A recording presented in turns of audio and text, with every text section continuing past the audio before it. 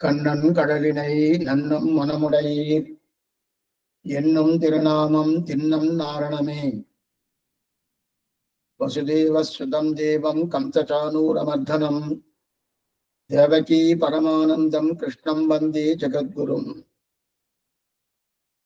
கண்ணனெம்பெருமானுடைய ஆச்சரியமான விளையாட்டுக்களை அனுபவிப்பதற்காகவே ஸ்ரீமத் பாகவதம் என்பது வியாச பகவானாலேயே கொடுக்கப்பட்டு அது சுக்கராச்சாரியர் நன்றாக பரப்பப்பட்டது.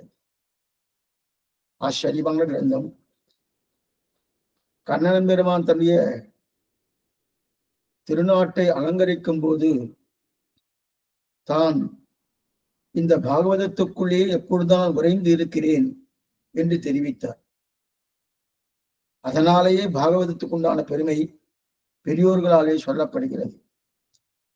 அது மட்டுமல்ல, இந்த பாகவதத்தை வாசித்தால் கிடைக்கக்கூடிய நன்மை என்னவென்றால் இகலோக பலன். இந்த லோகத்தில் நமக்கு என்னென்ன தேவையோ, சாஸ்திர சம்மதமாக இருக்கக்கூடிய எது தேவையோ அது அத்தனையும் பகவானுடைய அனுக்கிரகத்தால் நமக்கு கிட்டுகிறது. நன்றாக வாழ்க்கை அமைகிறது. புத்திர பிராப்தி இல்லாதவர்கள், சந்தான பிராப்தி இல்லாதவர்கள் அந்த பிராப்தியை பெறுகிறார்கள். அது மட்டுமல்ல, சில பேருக்கு சுகப்பிரசவம் நடக்கணும்னாலே பாகவதத்தை வாசித்தாலே போறென்று தெரிவிக்கிறார்கள் நம்முடைய முன்னோர்கள். அப்படிப்பட்ட பாகவதத்திலே நாம் 10வது ஸ்கந்தத்தை அனுபவிக்க பெற்றோம். அந்த 10வது ஸ்கந்தம் தான் கடைசியா பார்த்தது. குச்சேலனுடைய சரித்திரம், சுதாமா என்கிற குச்சேலனுடைய சரித்திரம். அந்த சரித்திரத்திலே பகவான்கிட்ட எதையும் பிரார்த்திக்காமல் இருக்க செய்தே அந்த சுதாமாவுக்கு தன்னுடைய எண்ணத்தின்படி அனைத்தும் கிட்டியது. தன்னுடைய எண்ணத்தின்படினால் தனக்கு அது வேண்டும் என்கிற அபிப்பிராயம் இல்லை. தன்னுடைய தர்மபத்தினியாக இருக்கக்கூடிய அவள் கேட்டால், குழந்தைகள் தான் இந்த மாதிரி சிரமப்பட்டு இருக்காளே, பாலே இல்லாம இருக்கு, அந்த சிரமப்பட்டதுக்கு மாத்திரம் காரணம் அல்ல, இந்த சிரமப்படுகிறாய்ங்கிற எண்ணம் ஊருக்கு தெரிந்தால், ஓ கண்ணனுடைய நண்பன் குச்சேலன் இவ்வளவு தூரம் சிரமப்பட்டு இருக்கான், கண்ணன் பார்த்துட்டு பேசாம இருக்கானேன்னு ஒரு அவச்சொல் கண்ணனுக்கு ஏற்படுமோனோ. அதனால அவன் அந்த அவச்சொல் வராமல் இருக்க வேண்டும் என்றால் நீ போய் உன்னுடைய நண்பனிடத்தில் பிரார்த்தி என்று குச்சேலனுடைய தர்மபத்தினி சொல்ல, மேற்கொண்டு அவர் கேட்பதற்காகத்தான் வந்தார். வரும்போது அந்த எண்ணத்தோடு இருந்தது. ஆனால் வந்து பார்த்த உடனே அங்க இருக்கக்கூடிய சன்னிவேஷம் என்ன, அங்க உபச்சாரம் என்ன, அங்க தன்னுடைய நண்பனான கண்ணனோடு பழகிய விதம் என்ன, இதையெல்லாம் பார்க்கும்போது தனக்கு கேட்கணும்னு தோணலை. பிரதானமாக தன்னுடைய ஆச்சாரியனான சாந்தீவினி முனி அவரிடத்திலே எப்படி நடந்து கொண்டோம், அவர் நமக்கு எப்படி ஆசீர்வாதம் பண்ணினார், நீங்கள் இருவரும் மிகவும் நன்றாக இருப்பீர்கள் என்று ஆசீர்வாதம் பண்ணபடியால் நாம் நன்னா இருக்குமோனோ என்று கண்ணன் அந்த வார்த்தையை சொன்னபடியாலே மேற்கொண்டு சுதாமாவளை எதுவுமே பேச முடியாமல் போயிட்டு அவரும் கேட்கவே இல்லை. அதுக்கப்புறம் கடைசியா என்னை பார்க்க வந்தாய், எதுவும் கொண்டு வரவில்லையா என்று கேட்க, தன்னுடைய மடியில் இருக்கக்கூடிய அவுள் பொரியை எடுத்து கொடுக்க, அதை நன்னா உண்டு, திருப்தியா இருக்குன்னு சொல்லிட்டு மேற்கொண்டு நான் கிளம்பினேன்னு சொல்லி கிளம்பினார். ஒரு வழியிலேயே தான் நினைக்கிறார், அந்த வழியிலேயே நல்ல வேலை நான் கேட்காம இருந்து நல்லதா போயிடுத்துனார். நாம தான் நினைப்போம், கேட்டிருக்கணும் போனோம், ஏ கிருஷ்ணா நான் சிரமப்பட்டு இருக்கேன், என் சிரமத்துக்கு ஏதாவது உதவி பெறலாமன்னு கேட்டுக்கலாமோன்னா நாம கேட்போம். ஆனா குச்சேலன் கேட்கல. கேட்காம இருந்தது ஒரு நன்மை. இப்படி கேட்டிருந்தால் நண்பனுக்கு உண்டான ஒரு விலையை பேசியிருப்பேன். அந்த விலை பேசப்படாது. நண்பனுக்கு விலை உண்டானா கிடையாது. அதனால பேசாம இருந்தது நல்லதா போயிடுச்சுன்னு சொல்லிட்டு ஒரு ஆள் வந்த உடனே, ஊருக்கு வந்த உடனே நம்ம ஊரான்னு சந்தேகம் ஆயிடுச்சு. அந்த அளவுக்கு ஊரே மாறி இருக்கு. தன்னுடைய வீடு வெறும் குடிசையா இருந்துச்சு, பெரிய பெரிய திருமாளிகை ஆயிடுச்சு. அங்கு இருக்கிறவர்கள்லாம் எப்படி இருக்காருன்னா, தன்னுடைய தர்மபத்தினியானவள் இந்திராணியை போல இருக்கிறார். அந்த இந்திராணிக்கு சேவகை செய்யும்படியாக ஒரு சில வேலையாட்கள் அவெல்லாம் இருந்துட்டு இருக்கா.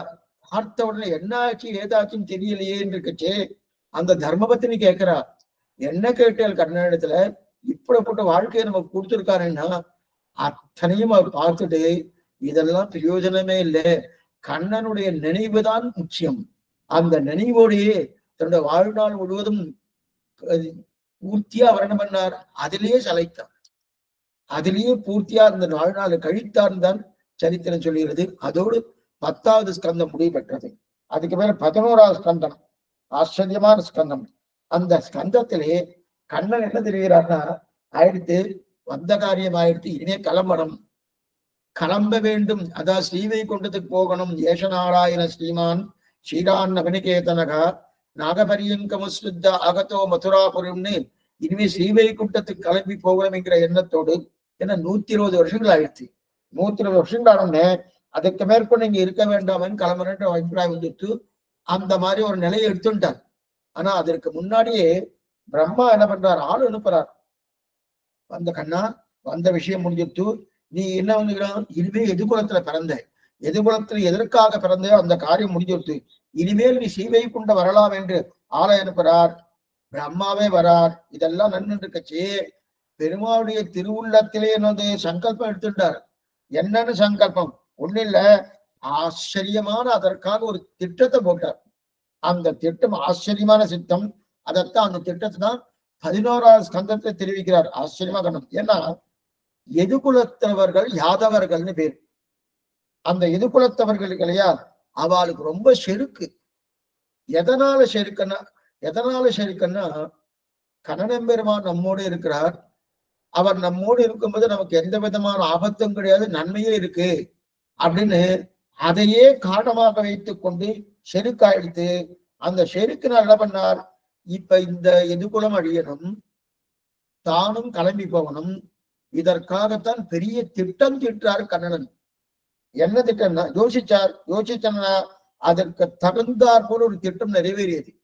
என்ன திட்டம் வந்தா, எதுகுலத்தவர் அத்தனை பேரும் துவாரகைக்கு பக்கத்துல தான் ஒரு நாள் விளையாடிட்டு இருக்கா.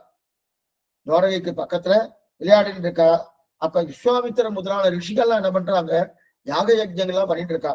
பண்ணிட்டு இருக்கச்சே தபஸ்லாம் பண்ணிட்டு இருக்கச்சே அங்க இவாள்லாம் போறா.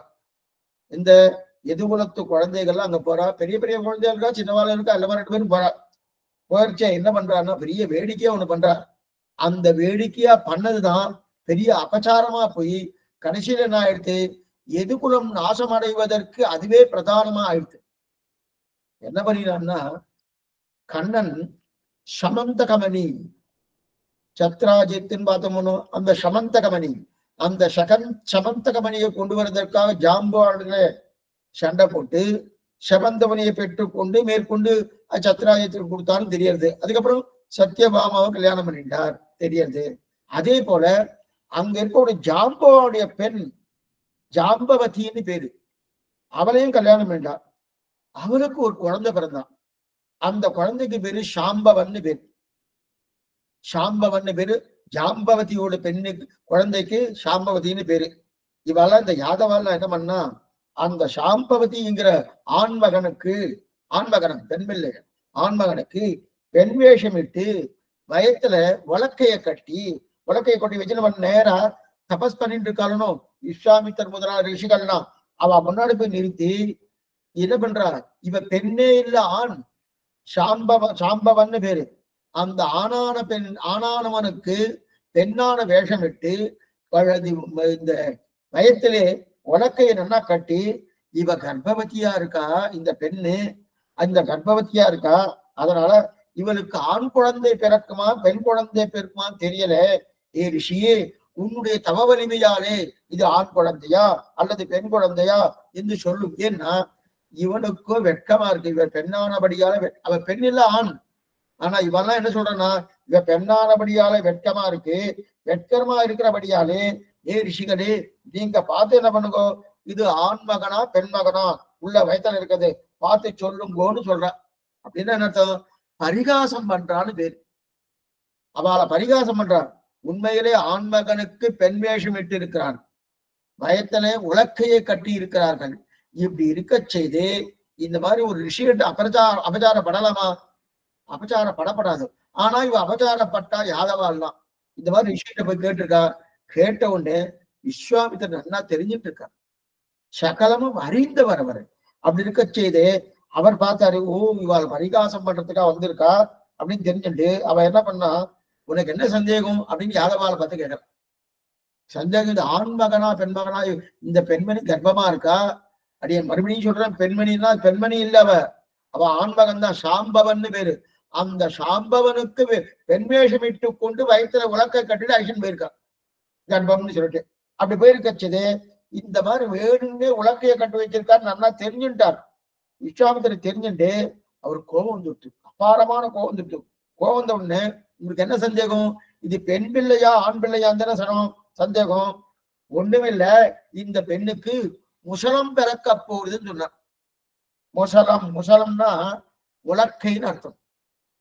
முசலகிசலம்னு ஒரு கிரந்தமே இருக்கு. முசலகிசலம்னு ஒரு கிரந்தமே இருக்கு. அழகிய இவர் பண்ணியிருக்கார், ஆதிகேசரி அழகிய மனவாளஜியர் பண்ணியிருக்கார் முசலகிசலம். எதுக்கு சொல்ல வந்தன, முசலம் பிறக்க போறதுன்னு சொன்னா, முசலம்னா உலக்கை, உலக்க பிறக்க போறதுன்னு சொன்னா, ஏன்னா உள்ளுக்குள்ள உலக்கு இருக்குன்னு அவருக்கு நல்லா தெரியுது, விஸ்வாமித்திரருக்கு தெரியுது. உலக்க பிறக்க போறதுன்னு சொல்லிட்டா. சொன்ன உடனே நிஜமாவே அவளோ, அவள் பெண் அல்ல ஆண், ஆணாக இருக்க செய்து உலக்கைய பிரசவிச்சுட்டான். அந்த ஆண் மகன் உலக்கைய பிரசவிச்சுட்டாங்க.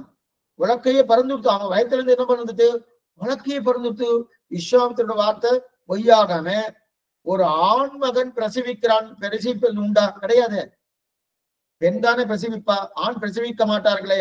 ஆனா இந்த சாம்பவன் என்கிற ஆண் மகன் பிரசவிச்சுட்டான், உலக்கைய பிரசவிச்சுட்டு இருக்கான். உடனே இந்த யாதவாருக்கெல்லாம் சந்தேகம் வந்துட்டு, பயம் வந்துட்டு. ஓ ரிஷியுடைய வாக்கு உண்மையாயிடுத்தே. அது மட்டும் இல்ல, இந்த ரிஷி வாக்கு என்னதுமா சொன்னார், இந்த வழக்க பறக்க போறது, உலக்க பிறக்கிறது மட்டும் இல்ல, அந்த வழக்கையாலே உங்களுடைய குலம் நாசம் அடைய போறதுன்னு இந்த மாதிரி ஒரு சாபத்தை கொடுத்துட்டார் விஸ்வாமித்திரன். அவ்வளவு கோபம் விஸ்வாமித்திரருக்கு. இந்த வழக்கையாலே உங்களுடைய குலமே நாசம் அடைய போகுதுன்னு சொன்ன உடனே இப்ப பயம் வந்துடுத்து யாதவாருக்கு, அத்தனை பேருக்கும் எதிர்குலத்தவர்களுக்கு. நேரா இதை கொண்டு போய் ராஜாட்ட கொண்டு போய் காமிச்சா. ராஜா, ராஜா இந்த மாதிரி நாங்க பண்ணினோம், பண்ணினபடியால உலக்கை இவனுக்கு பிறந்திருக்கு, இப்ப என்ன பண்ணலாம், விஸ்வாமித்திரர் வேற எனக்கு சாபம் கொடுத்திருக்காரு, இந்த உலக்கையாலே உங்களுடைய குலமே நாசமடைய போகுதுன்னு ஒரு சாபம் விட்டுருக்கார், என்ன பண்ணலான்னு கேட்ட ராஜா யோசனை பண்ணார். யோசனை பண்ணிட்டு என்ன பண்ணார், ஒன்னும் இல்ல, இந்த வழக்கையை நன்னா தூள் தூளா பண்ணுங்க. தூள் தூளா பண்ணாங்கன்னா என்ன அர்த்தம், நன்னா பொடிப்படியா பண்ணுங்க. நன்னா பொடிப்படியா பண்ணி அந்த பொடிப்படியா தன்னை பண்ணியிருக்கணும்னா அந்த பண்ணின பொடியை கொண்டு போய் சமுத்திரத்தை கொண்டு போய் போட்டுங்க. அதான் சூர்ணம், மொத்தமும் சூர்ணம் தான் பண்ணுங்க. சூர்ணமா பண்ணிட்டு சமுத்திரத்தை கொண்டு போய் போட்டுருங்கோ அப்படின்னு சொன்னார். சரின்னு சொல்லி என்ன பண்ணா, சமுத்திரத்தை கொண்டு போய் போட்டா. ஆனா உலக்கையில ரெண்டு பாகம் இருக்கு, மேல் பாகம் கீழ் பாகம். அதுல ஒரு பாகத்துல ஒரு இரும்பு வளையத்தை போட்டு பண்ணிருப்பாங்க. இரும்பு வளையத்தை போட்டு உலக்கத்துக்கு ஒரு பாகத்துல இருக்கும், இன்னொரு பாகம் பூர்த்தியா கட்டையாவே இருக்கும், உலக்க கட்டையாவே இருக்கும். கட்டையா இருக்கக்கூடிய பாகத்தை நன்னா தூள் தூளாகி என்ன பண்ணா சமுத்திரத்துல போட்டா. அதே போல அந்த உருண்டையா இருக்கும் போது இரும்பு துண்டு, அந்த இரும்பு துண்டையை எடுத்து கடல்ல போட்டா, சமுத்திரத்துல போட்டா. சமுத்திரத்துல போட்ட உடனே சரின்னு அவ சொன்ன வரையும் போட்டோன்னே இனிமே நமக்கு இன்னும் கவலை இல்லை. மரப்பகுதியும் அந்த கட்டையாக இருக்கக்கூடிய பகுதியும் கடல்ல போயிடுத்து. அந்த கட்டைக்கு கீழே இருக்கக்கூடிய அந்த இரும்பு துண்டு எல்லாம் அங்க போயிடுத்து அப்படின்னு போயிடுத்துன்னு கவலை இல்லாம இருந்தா. அது கடைசியில் என்ன ஆயிடுச்சுன்னா, அந்த மரத்துகள்கள் எல்லாம் நன்னா அலையில அடிச்சுட்டு வந்து கரையில ஒதுங்கிடுது. கரையில ஒதுங்கி அந்த கரையில ஒதுங்கின அந்த மரத்துகள்களையே விதையாக கொண்டு கோரை பொருட்கள் கரை முழுவதும் நன்னா கோரை பொருட்கள் நன்னா முளைச்சு விட்டு. கோரை பொருட்கள் தெரியுது இல்லையா, கோரை பொருட்கள், அந்த கோரை பொருட்கள் நன்னா முளைச்சு விட்டு. இது ஒரு பக்கம். அதாவது உலக்கையில இருக்கக்கூடிய கட்டை, அந்த கட்டையை பொடியாக பண்ணி அந்த பொடியை கடல்ல வீசிட்டா. அது அப்படியே அலையில அழைத்து அடித்துட்டு வந்து அந்த பொடி, அந்த மரக்காலத்தில் இருக்கக்கூடிய அந்த பொடியானது அதுவே விதையாக வைத்துக் கொண்டு கோரை பற்களாக அந்த சமுத்திரத்தின் கரையிலே எல்லாம் முளைச்சு விட்டு. இது ஒரு பக்கம். இன்னொரு பக்கம் என்னன்னா, அந்த இரும்பு வளையம் இருக்கணும், அந்த இரும்பு வளையத்தை ஒரு மீன் சாப்பிட்டு. அது என்னமோ நடிச்சா இந்த மீன் சாப்பிட்டு சாப்பிட்டபடியாலே அந்த மீனை ஒரு வேடவன் முடிச்சிருக்கான். அந்த மீனவன் ஒரு வேடன் முடிச்சிருக்கான். பிடிச்ச உடனே அதை கொண்டு வந்து நேரம் முடிச்சாலும் கொண்டு வந்து அறுத்து பண்ணணும். அறுத்து பார்த்தா அதுல வந்து என்ன இருக்கு, அந்த வலை இரும்பு வலையும் இருக்கு. இரும்பு வலை இருந்த உடனே அந்த துண்டு கிடைச்சவன் என்ன பண்ணா, அதை அப்படியே நன்னா அந்த இரும்பு துண்டை நன்னா தீட்டி தீட்டி தீட்டி தீட்டி திணி தான் அம்பு வச்சுட்டு இருப்பானோ. என்ன அம்பு? வேடனுக்கு உண்டான தன்மை என்ன? அன்பு. அந்த அம்புல என்ன பண்ணா, அந்த இரும்பு பகுதியை கொண்டு போய் அம்பின் நுழையில கொண்டு போய் வச்சு தச்சிட்டான். அம்புல நுழையனா அந்த இரும்பு துண்டை வச்சதான் யார் மேல அடிச்சனா அப்படி போய் குத்துக்கணும். அதனால அதுல வச்சு கொண்டு அதுல வச்சுட்டா. இது ரெண்டு நடந்திருக்கு. ஒரு பக்கம் இந்த கட்டையாக இருக்கக்கூடியதெல்லாம் சூர்ணமாக்கி பொடியாக்கி சமுத்திரத்தில் எரிஞ்ச உடனே அது அத்தனையும் சமுத்திர கரைக்கு வந்து அதையே விதையாக கொண்டு கோரை பொருட்களாக மாறிடுது. இது ஒரு பக்கம்.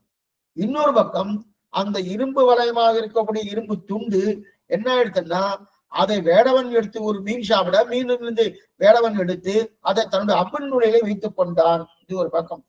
இப்ப இந்த என்ன இதுமா, அந்த அம்பு இருக்கணும் வேடன். அந்த வேடன் தான் கண்ணன் புறப்பட்டு போவது, ஸ்ரீவைகுண்டம் புறப்பட்டு போவதற்கு காரணமே அந்த வேடன் விட்ட அம்புதான். அந்த அம்புதான் பிரதானமா வைத்துக் கொண்டு அதை விட்டு இருக்காரு. எதுக்கு சொல்ல வந்தேன்னா, இதெல்லாம் என்ன தெரியுது, எதிர்குலத்துடைய சாபம் என்ன? இவருக்கு ஒரு சாபம் இருக்கணும். விஸ்வாமித்திரர் இந்த உலக்கையாலே உங்களுக்கு குளம் அழிய போறதுன்னு தெரிவித்தாரணும். அப்போ உலக்கையாலே குளம் அழிய போறதுன்னா ஒண்ணு கட்டை கோரப்பற்களா மாறிடுது, இன்னொன்னு இரும்பு துண்டு. அது என்ன மாறிட்டு அம்புல வைத்து அது அம்பு விடுவதற்குண்டானவர்களை வேடன் வைத்துக் கொண்டான் தெரியாது. அந்த வேடன் தான் அம்பை விட்டு கண்ணனன் பெருமான் பரமபதம் போய்வதற்குண்டான காரணமா ஆப்பறான். மேற்கொண்டு அது பின்னாடி பார்ப்போம். மேற்கொண்டு ஏன்னா அதை தைத்த உடனே தான், அந்த அம்பை விட்ட உடனே தான் அது பகவான் கண்ணனுடைய கால் கட்டவரல பட்டு அதுவே காரணமாக கொண்டு அவர் பரமபதம் போகிறார்னு மேல சரித்திரம் பார்க்க போறோம். அதை மேற்கொண்டு சரித்திரம் பார்க்க போறோம். அந்த இடம் வரைச்ச இதுனா அப்ப வேடன் விட்டு அம்பாலேயே புறப்பட்டு போகிறான்னு முடிவு பண்ணார் இல்லையா? இந்த கதையை நம்ம பின்னாடி பார்ப்போம். இப்ப என்ன ஆயிடுச்சுன்னா, அதுதான் அடிப்படை. ஏன்னா விஸ்வாமித்திரர் இட்ட சாபம், அந்த சாபம் என்ன ஆயிடுச்சுன்னா எதுகுலமே அழியுது. எதனால் அழியது? இது எதுகுலத்தில் இருக்கக்கூடிய குழந்தைகள் என்ன பண்ணா, எல்லாம் அகங்காரம் அமகாரம் பிடித்தவர்கள். அந்த கண்ணனன் பெருமான் நம்மோடு இருக்கான அகங்காரத்தாலே என்னென்ன பரிகாசம் பண்ணுவோம், அந்த பரிகாசம் பண்ணபடியாலே உலக்கையாலே அடிய போன்னு சொல்றாரு இல்லையா? அப்படிப்பட்ட சாபத்தை கண்ணனை வாங்கிட்டாரோ. கண்ணனுக்கு உண்டா சுவாமின்னா, அவரும் அதே எதிர்குலத்துல பிறந்திருக்காரு. அவரும் சேர்ந்து கிளம்பி போக வேண்டியதுன்னு அடிய போறதும் சொல்ல முடியாது. கிளம்பி போக வேண்டியதுன்னு அப்படின்னு தெரிகிறார் பகவான். இத்தனையும் இந்த சுவாமி இத்தனையும் தெரிஞ்சுட்டுதான் பெரிய திட்டத்தை போட்டிருக்காரு. ஏன்னா எதுகுலம் அடையணும், தானும் கிளம்பி போகணும். அதுக்கு ஏதாவது ஒரு காரணம் வேணுமோனோ. ராமாவதாரத்திலும் கிளம்பி போவதற்குண்டான காரணம் உண்டு, கிருஷ்ணாவதாரத்திலும் கிளம்பி போவதற்குண்டான காரணம் உண்டு.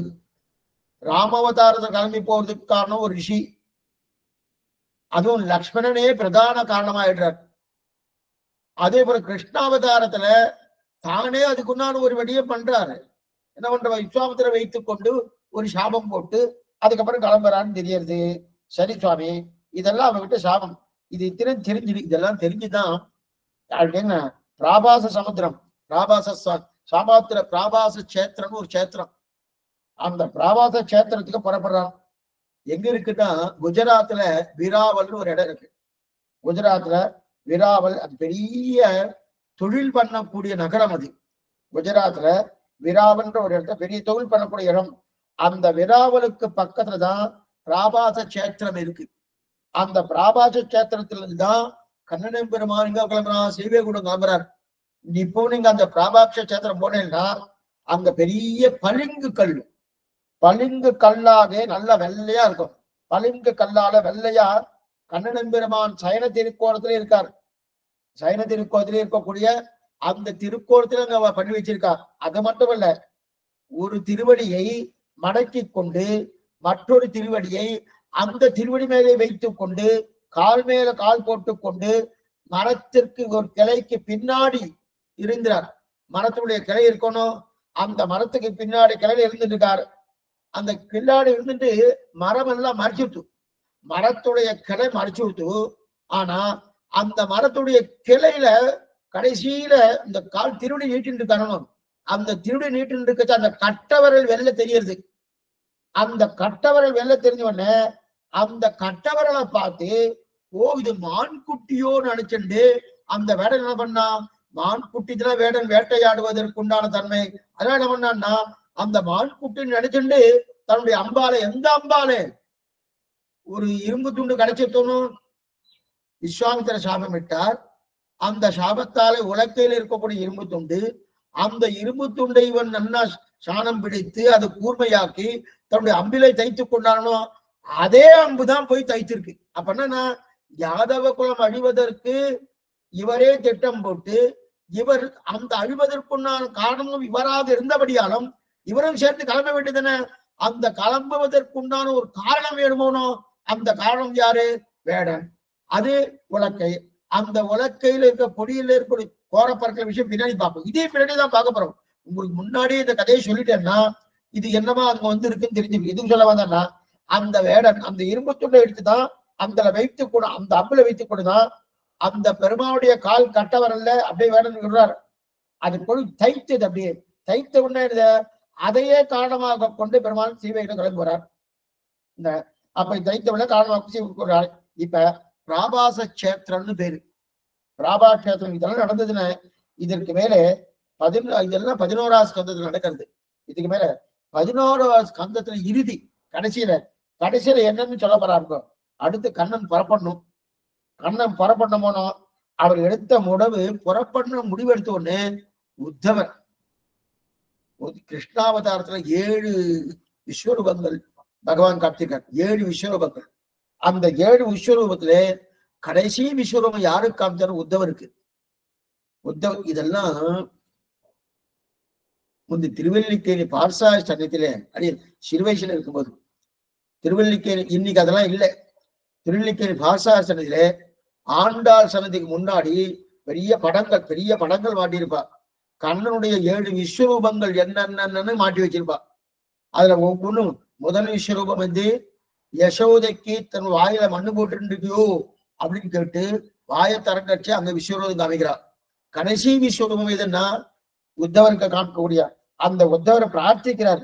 நீ கிளம்பி போயாச்சுன்னா நான் என்ன பண்றது, ஏது பண்றது? ஏன்னா இந்த இடத்துல ரொம்ப முக்கியமான சம்வாதம் ஒண்ணு இருக்கு. சம்வாதம்னா உத்தவ கிருஷ்ண சம்வாதம்னு பேர். உத்தவ கிருஷ்ண சம்வாதம்னு. உத்தவர் கண்ணனை விட்டு பிரிய மாட்டாமல் அவர்கிட்ட பிரார்த்திக்கிறார். கிருஷ்ணா நீ கிளம்பி போயிட்டேன்னா நான் என்ன பண்றது, நான் ஏது பண்றது, நான் என்னால இருக்கவும் முடியாது அப்படின்னு பேசச்சு. எதுக்கு சொல்ல வந்தேன்னா, இதெல்லாம் நடக்கிறதுக்கு முன்னாடி அவ வந்து பிரார்த்திக்கிறார். தேவர்களாகட்டும் பிரம்மாவட்டும் அவெல்லாம் கண்ணா வந்த காரியமாயிடுது, கிளம்பியா அப்ப இருக்கச்சு உத்தவர் பிரார்த்திக்கிறார். நீ கிளம்பப்படாது, இங்கே இருக்கணும். அப்ப பிரார்த்திக்கிறார். உத்தவர் பிரார்த்திக்கிறார், உன்னை விட்டு என்னால பிரிய முடியாது. அப்பதான் உத்தவருக்கு தெரிகிற, நான் என்னை சேவிக்கணும்னா பாகவதத்தில் சேவித்துக் கொள்ளலாம். அவர் தெரிவிக்கக்கூடிய ஆச்சரியமான இது சொல்ல வந்தா, அப்ப உத்தவர் பிரார்த்திக்கச்சே அந்த உத்தவருக்கு நிறைய உபதேசம் பண்றார். என்னென்ன உபதேசமோ அத்தனை உபதேசம் பண்றார். ஏன்னா இங்க இருக்கிறவாளும் கூப்பிடுறா, ஆயிரத்தி சுவாமி வாரும், வைகுண்டத்துக்கு வாரும் கூப்பிடுறார். ஏன்னா எல்லாரையும் அனுகிரகிக்கணுமோ, உத்தவரையும் இருக்கணும். நீ எப்போ சீவைக்கும் புறப்பட போறீர் அப்படின்னு அனைவரும் காத்துட்டு இருக்காரு. அங்க நித்திய சூரிகள் என்ன, அதே மாதிரி தேவர்கள் என்ன, இவெல்லாம் காத்துட்டு இருக்காரியா? காத்துட்டு இருக்கிறதுக்கு அப்ப பிரம்மா சொல்றாரு, அவசியம் என்ன தெரிவிக்கிறார், அவசியம் நான் வைகுண்டத்துக்கு வருகிறோம். கண்ணன் சொல்றான், அவசியம் நான் வைகுண்டத்துக்கு வருவோம் அப்படின்னு சொல்லிட்டு பக்கத்துல உத்தவர்கிட்ட பேச ஆரம்பிக்கிறார். அவர்தான் பிரார்த்திக்கிறார், போக வேண்டான்னு. அப்ப உத்தவரே உன்னை விட்டுட்டு இவ்வாறு முடியாது அப்படின்னு யாரு? கண்ணனும் சொல்றாரு. ஆனா கிளம்பி போயிட்டு இருக்காரு. இப்ப வந்து உத்தவர்கிட்ட கேட்கிறார். என்ன கேட்கிறாருன்னா, உத்தவா நீ வைராக்கியத்தை பற்றியும் தியாகத்தை பற்றியும் பெரிய உபதேசம் பண்றார். வைராக்கியத்தை பற்றியும் தியாகத்தை பற்றியும் பெரிய உபதேசம் பண்ற, எதுலயும் நீ ஆசையை வைக்காதேன்ற. உத்தவரை பார்த்து கண்ணன் சொல்றார், நீ எதுலயும் ஆசையை வைக்காதே. ஏன்னா அது மட்டும் இல்ல, என்னிடத்தில் ஆசை வைக்காதுன்றார். என்னிடத்துல இப்ப நமக்கு என்ன தோணும்னா, அப்ப கண்ணனிடத்துல ஆசை வைக்கப்படாது சுவாமி, அதை நான் சொல்றேன். அப்படி அர்த்தம் இல்லை. அந்த திருமேனியோடு இங்கதான் இருக்கணும்னு நீ சொல்லிட்டு இருக்கணும், அந்த ஆசையை வைக்காதன்ற. நீ இந்த திருமேனியோடு எனக்கு பக்கத்திலே இருக்கணும் அப்படின்னா அந்த ஆசையை வைக்காத. ஆனா பகவான் மேல ஆசை வைக்கணும். இந்த திருமேனியோடு என் பக்கத்துல இருக்கணும் நீ நினைக்கிறியோ, அந்த அந்த வைராக்கியத்தை வச்சுக்கோ. ஏன்னா எதிலையும் ஆசை வைக்க கூடாதுன்றதே கண்ணன். ஏன்னா நாம சமாதானம் என்னமோ எதிலையும் ஆசை வைக்க கூடாது, எதிலையும் ஆசை கூடாது, ஆசை வைக்க கூடாது. எதனால சொல்றோம்? கண்ணன் மேல ஆசைப்படணுன்றதுக்குதான் எதிலையும் ஆசை வைக்க கூடாது. விடுமின் முற்றமும் வீடு செய்து எல்லாத்தையும் விட்டுடுங்கோ, உண்மையில் வீடுடையாருடைய வீடு செம்மினே அப்படின்னு தெரிவிக்கிறாள் இல்லையா?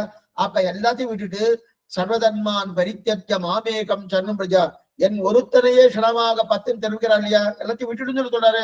அப்ப விட்டுடும் சொல்றது சாமான்மா, ஆசை வைக்காதுன்னு சொல்றது என்னன்னா, இதனால எதுலயும் ஆசை வேண்டாம், கன்னடத்தில் ஆசை வைக்கணுன்றதுதான் எதுலயும் ஆசை வேண்டாம்னு சொல்லிட்டு இருக்கோம். இப்ப கன்னடத்தையே ஆசை வைக்கப்படாதான்னா அதை சொல்ல வரல கண்ணன். ஏன் சொல்ல வரேன்னா, நீ இந்த திருமேனியோடய இங்க இருக்கணும்னு சொல்லிட்டு இருக்கியே, அதுதான் முடியாது, அதுதான் கூடாதுன்னு சொல்லிட்டு இருக்காரு. சரி சுவாமி, அப்ப உங்க விட்டு என்னால பிரிஞ்சு இருக்க முடியாது, இம்ம விட்டு என்னால பிரிஞ்சு இருக்க முடியாது. அப்ப கண்ணன் சொல்றாரு, எவ்வளவு தூரம் ஒருத்தர் சுத்தி சுத்தி இருப்பதை பார்த்து தெரிஞ்சுக்கணும்னார். நல்ல வைராக்கியத்தை நல்லா தெரிஞ்சுக்கோ. உன்னை சுத்தியே நிறைய விஷயங்கள் இருக்கு, அதெல்லாம் நல்லா தெரிஞ்சுக்கோ. அது மட்டும் இல்ல, எவ்வளவு வைராக்கியத்தோடு நல்லா சொல்லி கொடுக்குறேன் கேள் அப்படின்னு எத்தனை உபதேசம் உண்டோ அத்தனை உபதேசம் பண்றார். அத்தனை உபதேசம்.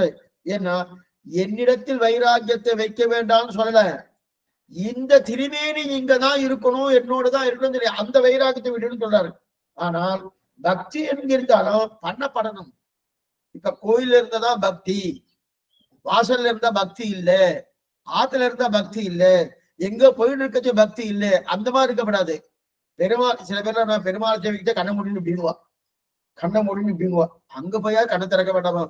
மற்ற இடத்தான் கண்ணை மூடின்னு இருக்கேன் இல்லையே, திறந்துதான் இருக்கேன், மூடினதான் அர்த்தம். ஏன்னா கண்ணை மூடுறதுன்னு அஜ்ஞானம்னு அர்த்தம், இருட்டு, இருட்டுல இருக்குன்னு அர்த்தம். சன்னதி போய் பெருமாளை சேவிக்கிறது தான் என்னது, அங்கதான் பிரகாஷ். பகல் கண்டேன் நாராயணனை கண்டேன், பகவானை சேவிச்சாலே பகல் கண்டேன் அப்படின்னு தெரிவிக்கிறான் இல்லையா?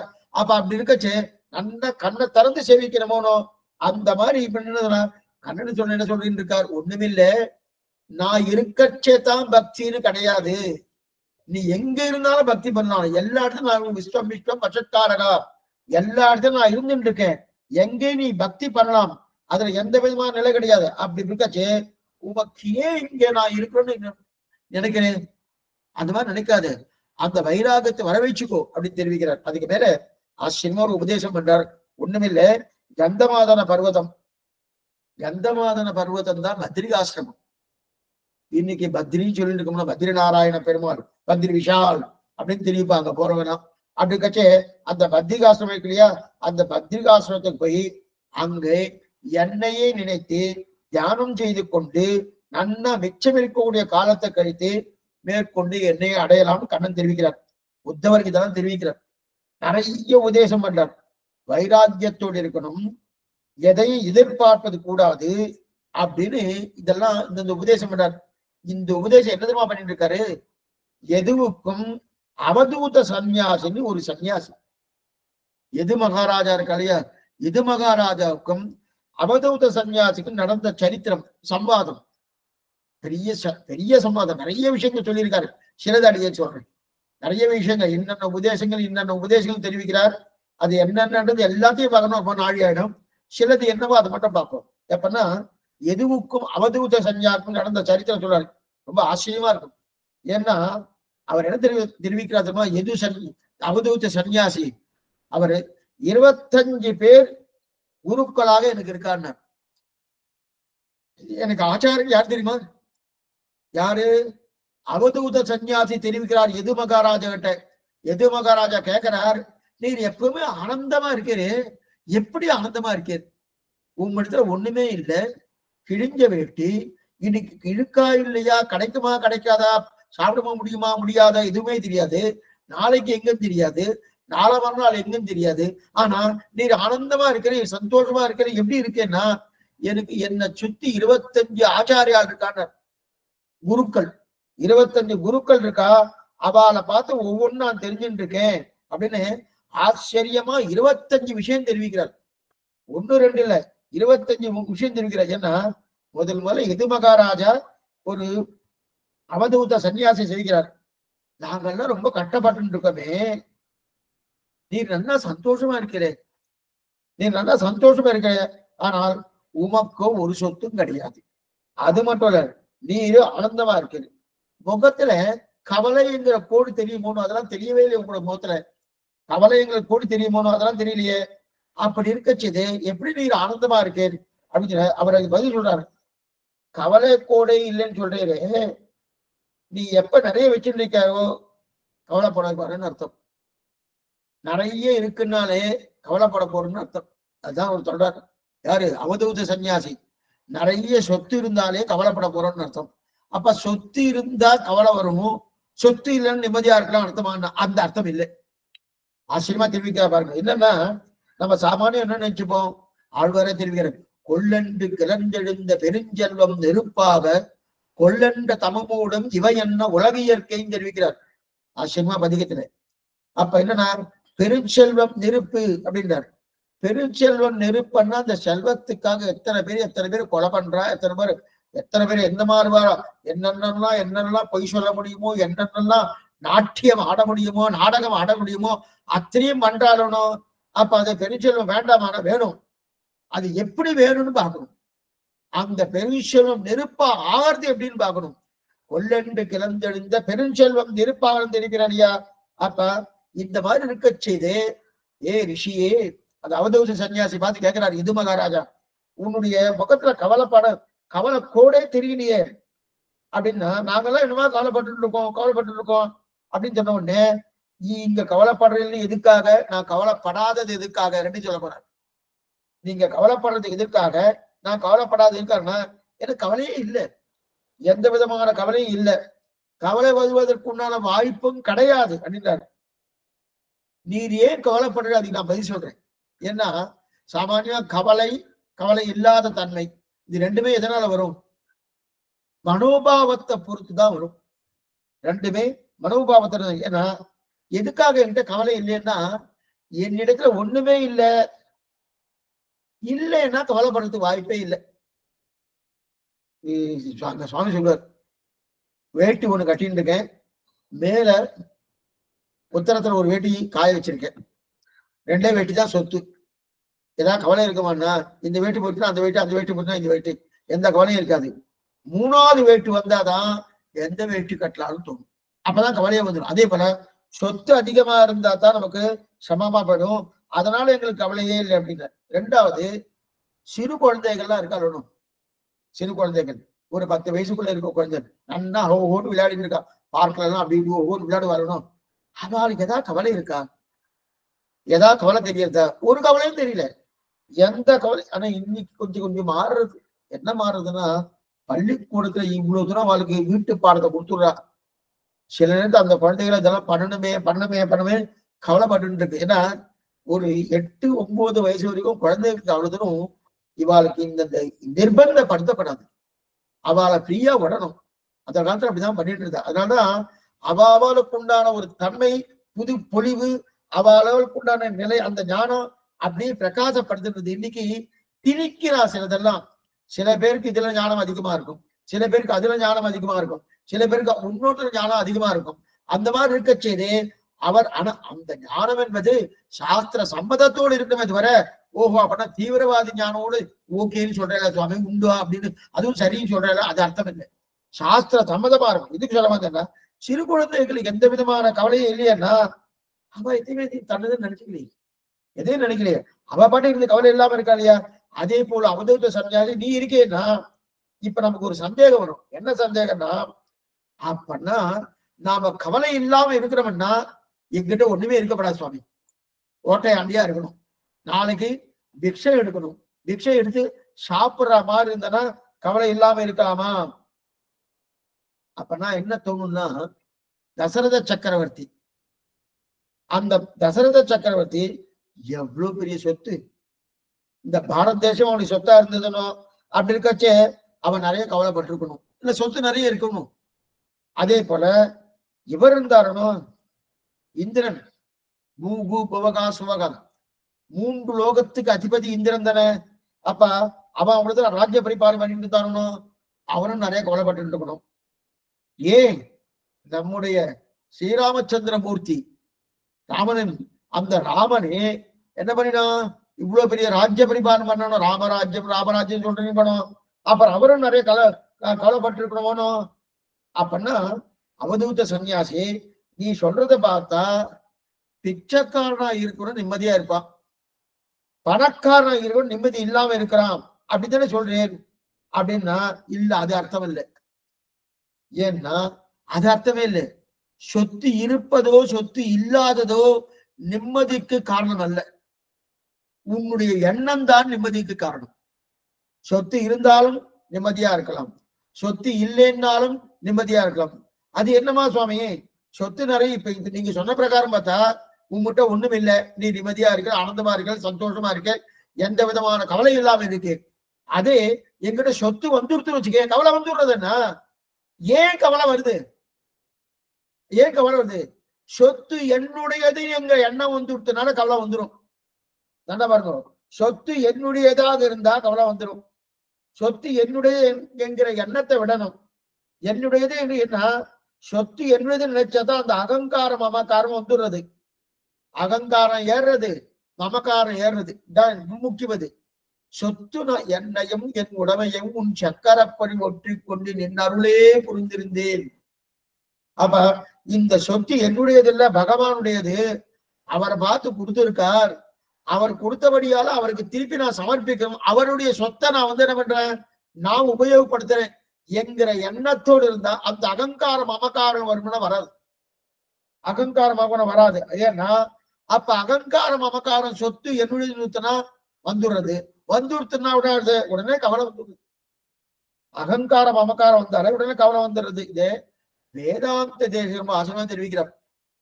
ஏன்னா சொத்து நிறைய இருந்துச்சுன்னா பல பேருக்கு பல ஆபத்து வந்துடுற. சொத்து நிறைய இருந்துச்சுன்னா பல பேருக்கு பல ஆபத்து வந்துடுறதுனால, ஒண்ணு சொத்து நிறைய இருந்துச்சுன்னா எலி கடிச்சுட்டு போயிடுனார். எலி கடிச்சுட்டு போயிடுனாரு. எலி கடிச்சுன்னா எலி எங்க சுவாமி கடிக்கிறது, சொத்தை கடிக்கிறேன்னா அந்த நாட்களிலே சொத்து எது தெரியுமோ, அந்த நாட்களிலே சொத்து எதுன்னா நிறைய தானியங்கள், நிறைய தானியங்கள் தான் நிறைய சொத்து. நெல்லு குதிரில போட்டு வச்சிருப்பா, திரும்பணும் குதிரில போட்டு அப்படி வச்சிருப்பா, நிறைய எலி சாப்பிட்டு போயிடும். குதிரில போட்டு வச்சா நெல் பெரிய பெரிய பெரிய பெரிய நம்முடைய உயரத்த அளவுக்கு அதோட பெருசா இருக்கும் ஒவ்வொரு பானையும் குதிர். அந்த குதிரில போட்டு வச்சிருப்பா, அங்கங்க என்ன பண்ணுவான், எலி வந்து சாப்பிட்டு போயிடும். இது முதல் நாள். ஏன்னா அந்த காலத்துல சொத்துன்னு வச்சா தானியங்கள் தான் பிரதானம் வச்சுட்டா. சொத்துன்னு இருந்தாலே பிரதானமா தானியம் தான் வச்சிருந்தார். நெல் குதிரில போட்டு வச்சிருப்பா, போட்டு வச்சுட்டா அது எலி சாப்பிட்டுட்டு போயிடும். இன்னைக்கும் சொல்லாமே சுவாமி, இன்னைக்கு எப்படி இருக்கு சொத்து, பேப்பர்ல இருக்கு. பணமும் வந்துச்சுன்னா எல்லாமே பேப்பர்ல தான் இருக்கு. அதே எலி சாப்பிடலாமே. அவர் அந்த அர்த்தத்திலையும் சொல்லியிருக்கான், அந்த இடத்துல சொல்லல, இருந்தாலும் சொல்றாரு. அப்ப அவரு எலி சாப்பிட்டு போறது என்கிற அபிப்பிராயமானது இன்னைக்கும் பொருந்ததுன்னு சொல்றேன். ஏன்னா இன்னைக்கு என்ன இருக்கு, பேப்பர்ல தானே இருக்கு. பேப்பர்ல தானே இந்த பணம் வச்சுட்டு இருக்க பணம், அதே எலி சாப்பிடலாமோன்னு தெரியல. இது முதல் நிலை. இரண்டாவது, திருடர்கள் திருடிட்டு போயிடுவா. திருடிட்டு போயிடுவா. ஏன் சுவாமி திருடர் வந்துட்டு போயிடுனா, சில தீவிரவாதிகள்லாம் இருக்கணும். அவெல்லாம் என்ன பண்ணுவா தெரியுமா, இவருடைய பிள்ளைய திரும்ப வச்சுடுவா, மறைச்சு வச்சுட்டு. அப்ப உடனே நம்ம பிளாக் மெயில் பண்றதுன்னு கேள்விப்பட்டுக்கிறோம். இவ பிள்ளைய கொண்டு வச்சுட்டு, நீ 10 கோடி தரியா, 20 கோடி தரியா, இல்லைன்னா உன்னோட பிள்ளைய கொண்டு போய் அப்படின்னு கேட்கிறாரு. இதெல்லாம் அதான் திருடர்கள் பயம். அந்த திருடர்கள் கொண்டு போயிடுவான்னு 2வது சொன்னார். 3வது சொன்னார், ராஜா பேசாம இருப்பாரா, உனக்கே இத்தனை சொத்து, இத்தனை கொடுக்க சொந்தம் வேண்டாமே. ஏன்னா இன்னைக்கு இருக்கு, நம்ம சொத்துக்கு நம்முடைய இதுக்கு மேல சொத்து சேர்த்து வச்சாச்சுன்னா அரசாங்கம் வந்து எடுத்துன்னு போயிடும். அதெல்லாம் உங்களுக்கு வேண்டாமேன்னு தெரிவிக்கிறா இல்லையா. அப்ப இதனால வருது. அப்ப 3 காரணங்கள் இருக்கு. ஒண்ணு எலி கடிச்சுட்டு போயிடும், 2வது திருடர்கள் பயம், 3வது தீவிரவாதிகள் பயம், 4வது அரசன் ராஜா பண்ணி போயிட்டு வரணும். அப்ப சொத்து அதிகமாயிடுச்சுனாலே ஏன் பண்றா, நம்ம பிள்ளை யாரா கொண்டு போயிட்டு என்ன பண்ணுவான், பிளாக் பைல் பண்ணிட்டு குடுக்குறையா இல்லையா குடுக்குறையா இல்லைன்னு கேட்கிறாரோ அந்த கட்டணம் வந்துடுறதுனோ சொத்து என்னுடையதே கிடையாது என்கிற எண்ணம் வந்துருச்சு. அந்த வைராக்கியம் வந்துட்டு இருக்கேன். அந்த வைராக்கியம் வந்துருச்சுனாலே அப்ப என்ன ஆகுது? இதுதான் அவதூதர் சொல்றாரு. அது வந்துருச்சுனாலே உங்களை சுத்தியே பல பல ஆச்சாரியர்கள் இருப்பா. 25 பேர் இருக்கா. அந்த 25 பேரை பார்த்து நீ நல்ல வைராக்கியத்தை வளர்த்து கொள்ளலாம். அப்ப சொத்து இருந்தா தவறு இல்லை, சொத்து என்னுடைய நினைச்சாதான் தவறு. அப்ப நினைச்சா என்ன சுவாமி ஆகுனா அகங்காரம் அபகாரங்கள் மேற்கொண்டு இது வந்துடும். இப்ப சுத்தி இருக்கக்கூடிய 25 பேர் என்னன்னு பார்க்கணும். சுருக்கமா பார்க்கணும் ஒவ்வொன்று. அது என்ன? 25 பிரகிருதி, வாயு, ஆகாசம், தண்ணீர், அக்னி, சந்திரன், அதே போல சூரியன், சந்திரன், இவா போன்றவாள்லாம் கிட்டத்தட்ட 25 பேர் சொல்றார். ஒவ்வொன்னா பார்த்துட்டு வருவோம். அவளால இது தெரிஞ்சுட்டேன், இவாளால இது தெரிஞ்சுட்டேன், இவாளால இது தெரிஞ்சுட்டேன் அப்படின்னு தெரிவிக்கிறார். அதுக்கு மேல இன்னொன்னு என்னன்னா, இனிமே அதுக்கு மேல இன்னொன்னு தெரிவிக்க வர தெரியுமா? இது வரைக்கும் இதெல்லாம் ப்ராப்ளம்னு சொன்னேன். அதற்கு மேல கடைசியா இன்னொரு விஷயம், 5 விஷயம் சொல்ல போறார் மேற்கொண்டு. அந்த 5 விஷயம் என்னன்னா, யாரால நான் கெட்டு போயிட்டேன் அப்படின்னு சொல்ல போறார். இந்த விஷயத்தை பார்ப்போம்.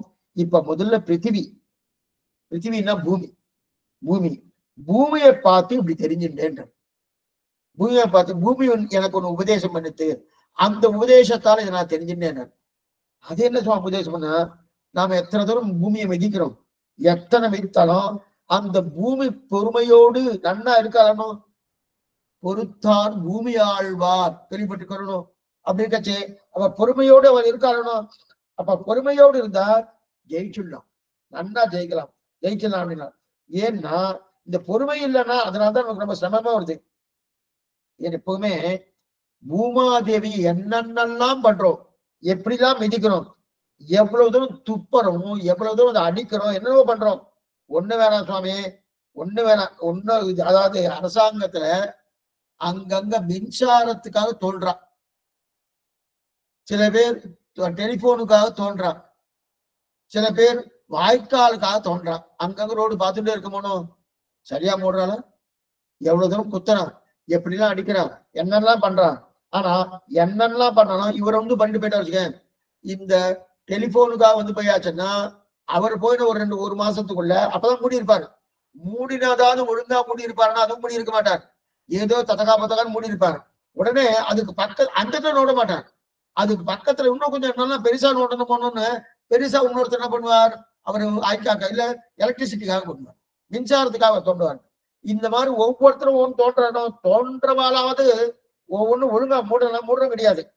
இது இன்னொருத்தர் என்ன பண்ணுவார், தண்ணி குழா போகணும், தண்ணி குழா போறதுக்காக இதெல்லாம் போடுறாலும் அப்ப ஒருத்தர் வெட்ட ஆரம்பிக்கிறா இல்லையா, வெட்டினா கூட முழுசா மூடுறாலும் போடுறது. நாமும் சுற்றுப்புறத்தை ஒழுங்கா பாத்துக்கிறோமா, ஒண்ணும் கிடையாது. சுற்றுப்புற சூழ்நிலை இருக்கணும், நல்லா ஒழுங்கா பாத்து கிடைக்காது இல்லையா. அப்படி இருக்காச்சே இதுல இருந்து என்ன தெரியுது, இத்தனை தூரமா மிதிச்சாலும் அடிச்சாலும் என்னென்ன பண்ணாலும் அந்த பூமி கோச்சிக்கிறதுனா கோச்சிக்கிறது, அந்த பூமி கோச்சிக்கிறதே கிடையாது. ஏன்னா பொறுமையோடு இருக்கா இல்லையா, எத்தனை தூரம் பண்றா. அதனால பொறுமையா இருக்கணும்னு யாரை பார்த்து தெரிஞ்சுட்டேன், பூமியை பார்த்து தெரிஞ்சுட்டேன்.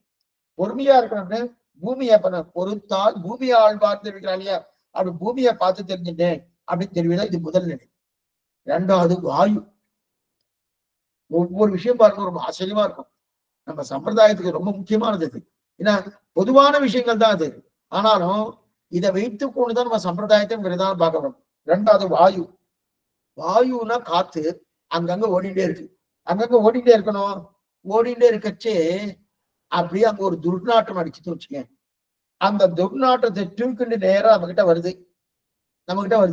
அவன் ஒரே நாத்தம் அடிக்கிறது, துர்நாற்றம் அடிக்கிறது, அப்படி மூக்கெல்லாம் பொத்திக்கிற மோனம், மூக்கெல்லாம் துர்நாற்றம். இப்ப காற்றுக்கு துர்நாற்றமா இல்ல வேற ஏதாவது வஸ்துக்கு துர்நாற்றமா? காற்றுக்கு துர்நாற்றமே கிடையாது. காத்துன்னு எடுத்துட்டாச்சனாலே அது துர்நாற்றமும் கிடையாது, நறுநாற்றமும் கிடையாது. காற்று எப்பவுமே சாமானியமா தான் இருக்கும். ஆனா காற்றுக்கு துர்நாற்றம் இல்லை. ஏன்னா அது ஒண்ணும் இல்லை, இந்த இடத்துல கெட்டு போன ஒரு வஸ்துடைய நாத்தத்தை தூக்கிட்டு நம்ம கிட்ட வருது. அதே நல்ல வஸ்துவா இருந்து வச்சுக்கேன், கம கமன்னு நல்ல வாசனை, சாம்பிராணி வாசனை வந்துச்சு, அதையும் தூக்கிட்டு வரப்போறது அந்த காத்து. அப்ப அது எதை பத்துகிறதோ அதை கொண்டு வந்து சேர்க்கிறது. அப்ப காற்றுக்கு இந்த தன்மை கிடையாது. இயற்கையாவே காத்து வந்து துர்நாற்றமான காத்தானா கிடையாது, நறுநாற்றமான காற்றானா கிடையாது. ஆனா காற்று எதோடு சம்பந்தப்படுகிறதோ அந்த சம்பந்தப்பட்டபடியாலே அந்த சம்பந்தத்தினால் அது துர்நாற்றம், அந்த சம்பந்தத்தினால் நறுநாற்றம். ஆனா காற்றுக்கு இது எதாவது இருக்கா? கிடையவே கிடையாது. அது தூக்கிட்டு வருதோனும், நறுநாற்றத்தை தூக்கிட்டு வருது, துர்நாற்றத்தை தூக்கிட்டு வருது இல்லையோ. அதனால காத்துக்கு இதுக்கும் சம்பந்தமே இல்லை. ஆனா காத்தை எதோடு சம்பந்தப்பட்டு தூக்கிட்டு வருதோ அதனுடைய சம்பந்தத்தால் அந்த வாசனை. ஆனா இயற்கையாக காற்றுக்கு அந்த வாசனை கிடையாது. அதே போல ஆத்மா எந்த சரீரத்தை எடுத்துக்கொண்டதோ, என்ன புரிஞ்சுங்க, ரொம்ப முக்கியது. ஆத்மா எந்த சரீரத்தை எடுத்துக்கொண்டதோ அந்த அதுக்கு தகுந்தாப்ப இருக்கிறான் தவிர ஆத்மாவுக்கு அந்த உடல் இன்பத்தோடு சம்பந்தமே கிடையாது. யார உடல் இந்த ஐஸ்வர்ய அனுபவம் இருக்கும் இல்லையா, நேத்திக்கே பார்த்தோம். ஐஸ்வர்ய அனுபவம்னு சொன்னாலே சரீரத்துக்கு தான் தவிர ஆத்மா கிடையாது, ஆத்மா கிடையாது. அப்ப இந்த சரீர ஐஸ்வர்ய அனுபவம் அனுபவிக்கிறத விட இதெல்லாம் ஏதாவது சம்பந்தம் ஆத்மா சம்பந்தம் உண்டா கிடையாது. ஏன்னா காற்றை பார்த்தோமோ, காற்றுல துர்நாற்றம் இருக்கா? இல்லை. காற்று நறுநாற்றம் இருக்கா? இல்லை. ஆனா துர்நாற்றம் அடிக்கிறது, நறுநாற்றம் அடிக்கிறது. எதனால? அந்த துர்நாற்ற வாசனை இருக்கக்கூடிய இடத்துல அந்த காற்று போயிடுத்து, அதை அப்படியே தூக்கிட்டு வருது. நறுநாற்றம் அடிக்கக்கூடிய இடத்துக்கு காத்து போயிடுத்து, அதை அப்படியே தூக்கிட்டு வருது. அதே போல இந்த ஆத்மா எந்த சரீரத்தை எடுத்துக்கொண்டதோ அந்த சரீரத்துக்கு தகுந்தா போல இன்ப துன்பங்களை அனுபவிக்கிறது. அப்படின்னு என்ன அர்த்தம்? சரீரத்தின் துவாரா அப்படின்னு அர்த்தம். ஆனா சரீரத்துக்கு ஆத்மாவுக்கு சம்பந்தம் இருக்கு. ஆத்மா ஞானமயன், ஆனந்தமயன். என்னைக்குமே இதனால்தான் நம்ம திருப்பல்லாண்ட பார்க்கச்சே கைவல்யார்த்தியே ஆத்மானுபவ காமனா இருக்கான். இயற்கையிலே ஆத்மாவுக்கு எந்த விதமான பாப புண்ணியங்கள் கிடையாது. அப்ப என்ன சுவாமி இருக்கு? ஆனந்தமா இருக்கும், ஞானமயமா இருக்கும், அவ்வளவுதான் இயற்கையான தன்மை. ஆனா இல்லையே சுவாமி, நான் கஷ்டப்பட்டு இருக்கேன், நான் அழுதுன்னு இருக்கேன், நான் சிரிச்சுட்டு இருக்கேன், இதெல்லாம் சொல்றாங்கன்னா எல்லாமே சரீரத்துக்கு எல்லாமே. இப்ப நாட்டு சொன்னவேன்னா அந்த அளவுக்கு சரீரத்தோடு பின்னி பிணைஞ்சு இருக்கு ஆத்மா. அதனால நானும் சொல்லிட்டு இருக்கிற உண்மையிலேயே என் சரீரம்னு சொல்லணும், அப்படிதான் சொல்லணும். இந்த மாதிரி பேசியாச்சுன்னா என்ன சொல்லுவோம், இலக்கணம் எல்லாம் பேசுறாரு, ஏதோ பெரிய வேதாந்தி ஆகிட்டாரான்னு கேட்டாரு. இதுக்கு சொல்லுவாங்க. அப்ப காற்றை போல நம்ம சரீரத்தை பார்க்கணும். இப்ப காற்றுக்கு எந்த விதமான துர்குணங்கள் கிடையாது. அதே போல ஆத்மாவுக்கு எந்த விதமான துர்குணம் கிடையாது. எடுத்துக்கொண்டு சரீரத்தை இதை தெரிஞ்சுட்டேன், இது காற்றினால் தெரிஞ்சுட்டேன். அடுத்தது மூன்றாவது ஆகாசம். ஆகாசம் ஆகாசம் எப்படி இருக்கு? நல்லா பறந்து இருக்கு, அளவிறந்த தன்மை. இவரை பார்த்து அளவிறந்த தன்மை அப்படின்னு நல்லா இருக்கு. ஏன்னா அதே போல பரமாத்மாவுடைய சக்தி இருக்கு இல்லையா, ஞானபல ஐஸ்வர்ய வீரிய சக்தி தேஜஸ், அந்த சக்தி இருக்கணும். அந்த சக்தி அளவிட முடியாதது, அப்படிப்பட்ட சக்தி. அதே போல ஜீவாத்மா சக்தியும் அளவிட முடியாது. கொஞ்சம் நல்லா புரிஞ்சுக்கோ. நாம என்ன நினைக்கிறோம், பரமாத்மாவுக்கு எத்தனை உண்டோ அத்தனையும் ஜீவாத்மாவுக்கு உண்டு. ஆனா கர்மாவால என்ன பண்ணிட்டு இருக்கான், அத்தனை நசுங்கி போய் இருக்கு. இங்க சம்சாரத்துல படிப்பு இருக்கிறபடியாலே கர்ம வினையாலே இத்தனையும் பண்ணிட்டு இருக்கானே தவிர கர்ம வினை போயிடுச்சுன்னு வச்சுக்கேன், அபகத பாப்மா விஜரகா விமுத்து விசோகா விஜிகிச்சகா அபிபாசகா சத்தியகாமகா சத்தியசங்கல்பகா என்று சொல்லக்கூடிய அஷ்டவிதமான கல்யாண குணங்கள் இப்போ உண்டு ஆத்மாவுக்கு. இப்போ ஆத்மா உண்டு. இங்க சுவாமி இப்ப எனக்கு பசி வருது, தாகம் எடுக்கிறது, மேற்கொண்டு நல்லா தூக்கம் வருது, மூப்பு வருது, எல்லாமே வந்துட்டு இருக்கேன்னா கர்மா. கர்மாவால் அது மூடின்னு இருக்கு. அது அந்த மூடியை எடுத்தாச்சுன்னா பகவானுக்கு அகம் பிரம்மாஸ்மின்னு கடைசி சொல்றோமோ, பகவான போல ஆயிடும். ஆனா பகவான் இல்லை, கொஞ்சம் என்ன புரிஞ்சுக்கணும். பகவான போல சக்தி உண்டு. ஆனா அந்த சக்தி எதுலயும் தெரியுது, ஆகாசத்தை பார்த்தோட அளவிழந்த சக்தியா தெரியணும். எவ்வளவு தூரம் பறந்து விரிச்சி இருக்கு அதை போல தெரிஞ்சுக்கணும் ஆகாசத்தை பார்த்து அப்படின்னு தெரிஞ்சுக்கிறேன். அடுத்து தண்ணீர், ஜலம், தீர்த்தம். இத பார்த்தேன். ஏன் நான் தீர்த்தம் என்ன பண்றோம், எங்க அழுக்கு இருந்தாலும் அந்த அழுக்க சுத்தம் பண்றது தீர்த்தம். ஏன்னா தீர்த்தத்தினுடைய சம்பந்தத்தை அதான் தீர்த்தவாரின்னு சொல்றோம். அந்த புஷ்கரணி சுத்தியாகணும், அந்த சமுத்திரம் சுத்தியாகணும், அந்த நதி சுத்தியாகணும், அந்த ஆறு சுத்தியாகணும். அப்பெல்லாம் என்ன வேணுது? தீர்த்தத்துடைய சம்பந்தம் வேணும். ஏன்னா தீர்த்தத்துடைய சம்பந்தம்னா அங்க என்ன சொன்னா தான் தீர்த்தம் இருக்க சொன்னா தீர்த்தனே பகவான். ஆனா இங்க வந்து தனியா வச்சிருக்கேன். இங்க தீர்த்தம் என்னன்னா பிரியத்துக்கு ஒரே விஷயம், பெருமாட்ட புஷ்பத்தை சமர்ப்பிக்கிறோம், இல்ல ஏதோ பழங்கள் வாழைப்பழம் கொடுக்குறோம், முந்திரி திராட்சை கொடுக்குறோம். உடனே அர்ச்சக சுவாமி என்ன பண்ணுவார்? தீர்த்தத்தை எடுத்து புரோக்ஷனம் பண்றார். புஷ்பத்து மேல ஒரு புரோக்ஷனம் பண்றார், அதே முந்திரி திராட்சை மேல ஒரு புரோக்ஷனம் பண்றார், வாழைப்பழத்து மேல ஒரு புரோக்ஷனம் பண்றார். என்னென்ன கொடுக்குறோம் எல்லாத்தையும் பண்றாரு. என்ன சுவாமினா தீர்த்தம்னு பண்ணாலும் என்னன்னா புனிதத்தன்மை ஏற்படும். ஏன்னா புஷ்பத்தை கொடுத்தாலும் அதை தீர்த்து ஜெயிக்கிறானோ அது மட்டும் இல்ல. இப்ப இந்த இடத்துல அழுக்கு இருக்கு, அழுக்கு இருந்தா என்ன பண்றது? ஜலத்தை விட்டு அலம்பி விடுறோம், உடனே அழுக்கு போயிடுறதுனும். ஜலத்தை விட்டு அழுக்கு அலம்பி விட்டா உடனே அழுக்கு போயிடுறதுனும். அப்ப எந்த சம்பந்தத்தால் புனிதத்தன்மை அடைகிறதோ, என்ன புரிஞ்சுக்கோ, எந்த சம்பந்தத்தால் புனிதத்தன்மை அடைகிறதோ அந்த சம்பந்தம் தான் பிரதானம். அந்த சம்பந்தம் எது? தண்ணீர். அதே போல அப்படித்தான் யோகிகள் இருப்பாளாம். யோகிகள் எப்படி இருக்கான்னா அப்படிதான் இருப்பாளாம். அவருடைய சம்பந்தம் இருந்துட்டு வச்சுக்கேன், நல்லா பாருங்க. அப்ப ஒருத்தர் பாபிஷ்டனா இருக்கான், அந்த பாபிஷ்டன் யோகியை போய் சந்தித்தால் அவர் திருவடியை பத்தினால் ஓஹோ, ஒருவேளை இந்த பாபியுடைய சம்பந்தத்தால் அந்த யோகியும் பாபி ஆயிடுவாளா? இல்லையே. அந்த யோகியுடைய சம்பந்தத்தால் பாபிஷ்டனும் புனிதத்தன்மை அடைகிறான். சிவபெருமானுக்கே சிவமெங்கிற சப்தமே அதனால்தான் ஏற்பட்டது. ருததீதி ருத்ரகா ரோதயதி ருத்ரகான்னு பேரு.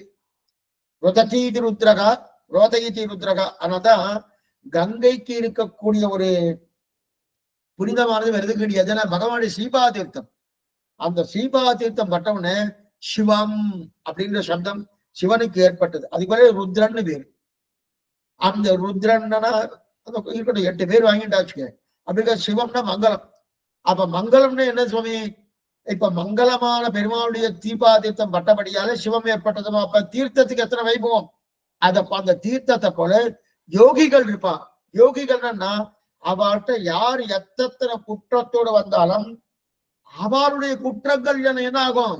இவாளுக்கு ஒண்ணுமே ஆகாது. அவளுடைய குற்றங்களும் தொலைஞ்சு அவ பரிசுத்தம் ஆயிடுவான்.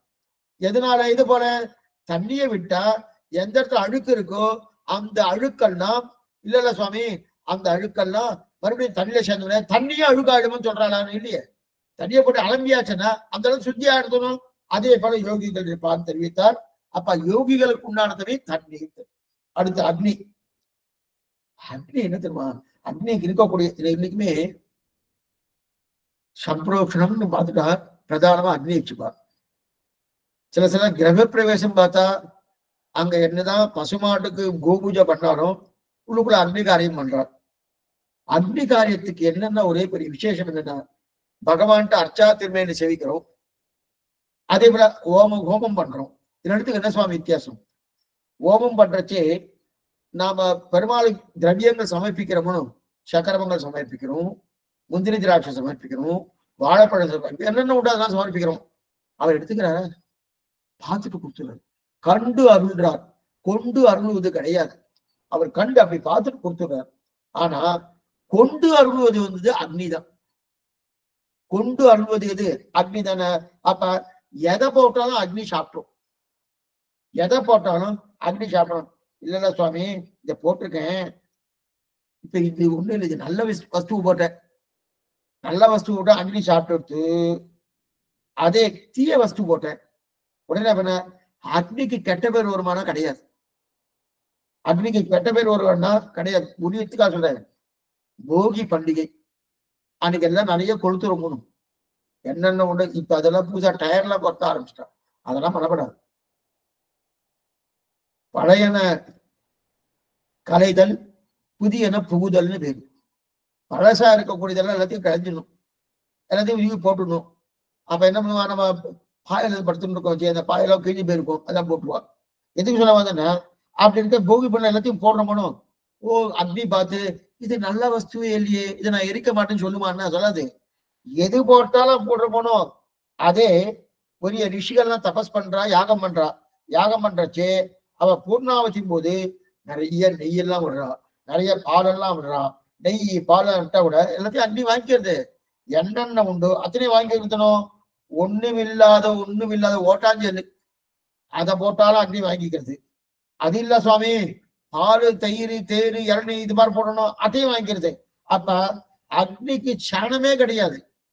அப்ப இவன் பாலை கொடுத்திருக்கான், நெய்ய கொடுத்திருக்கான், வசதி ஒண்ணுமில்லாத இங்க போகி பண்டிகை போடக்கூடிய ஏதோ பழசெல்லாம் போட்டிருக்கானே அப்படின்னா அந்த சனமே இல்லாம இருக்கணும்.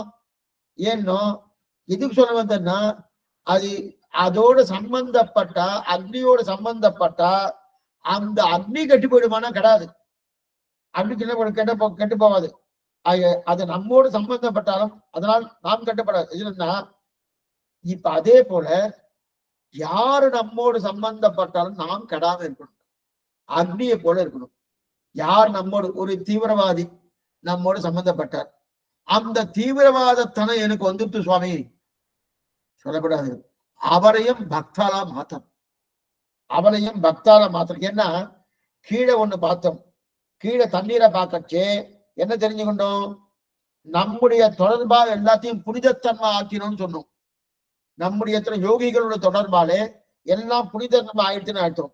இப்ப நெருப்புக்கு என்ன வருதுன்னா, எந்த தீய தன்மை நெருப்புல போட்டாலும் அது கவலையே படாம என்ன பண்றது, அந்த தீய தன்மையானது நெருப்புக்கு பாதிப்பு ஏற்படுறதா கிடையவே கிடையாது.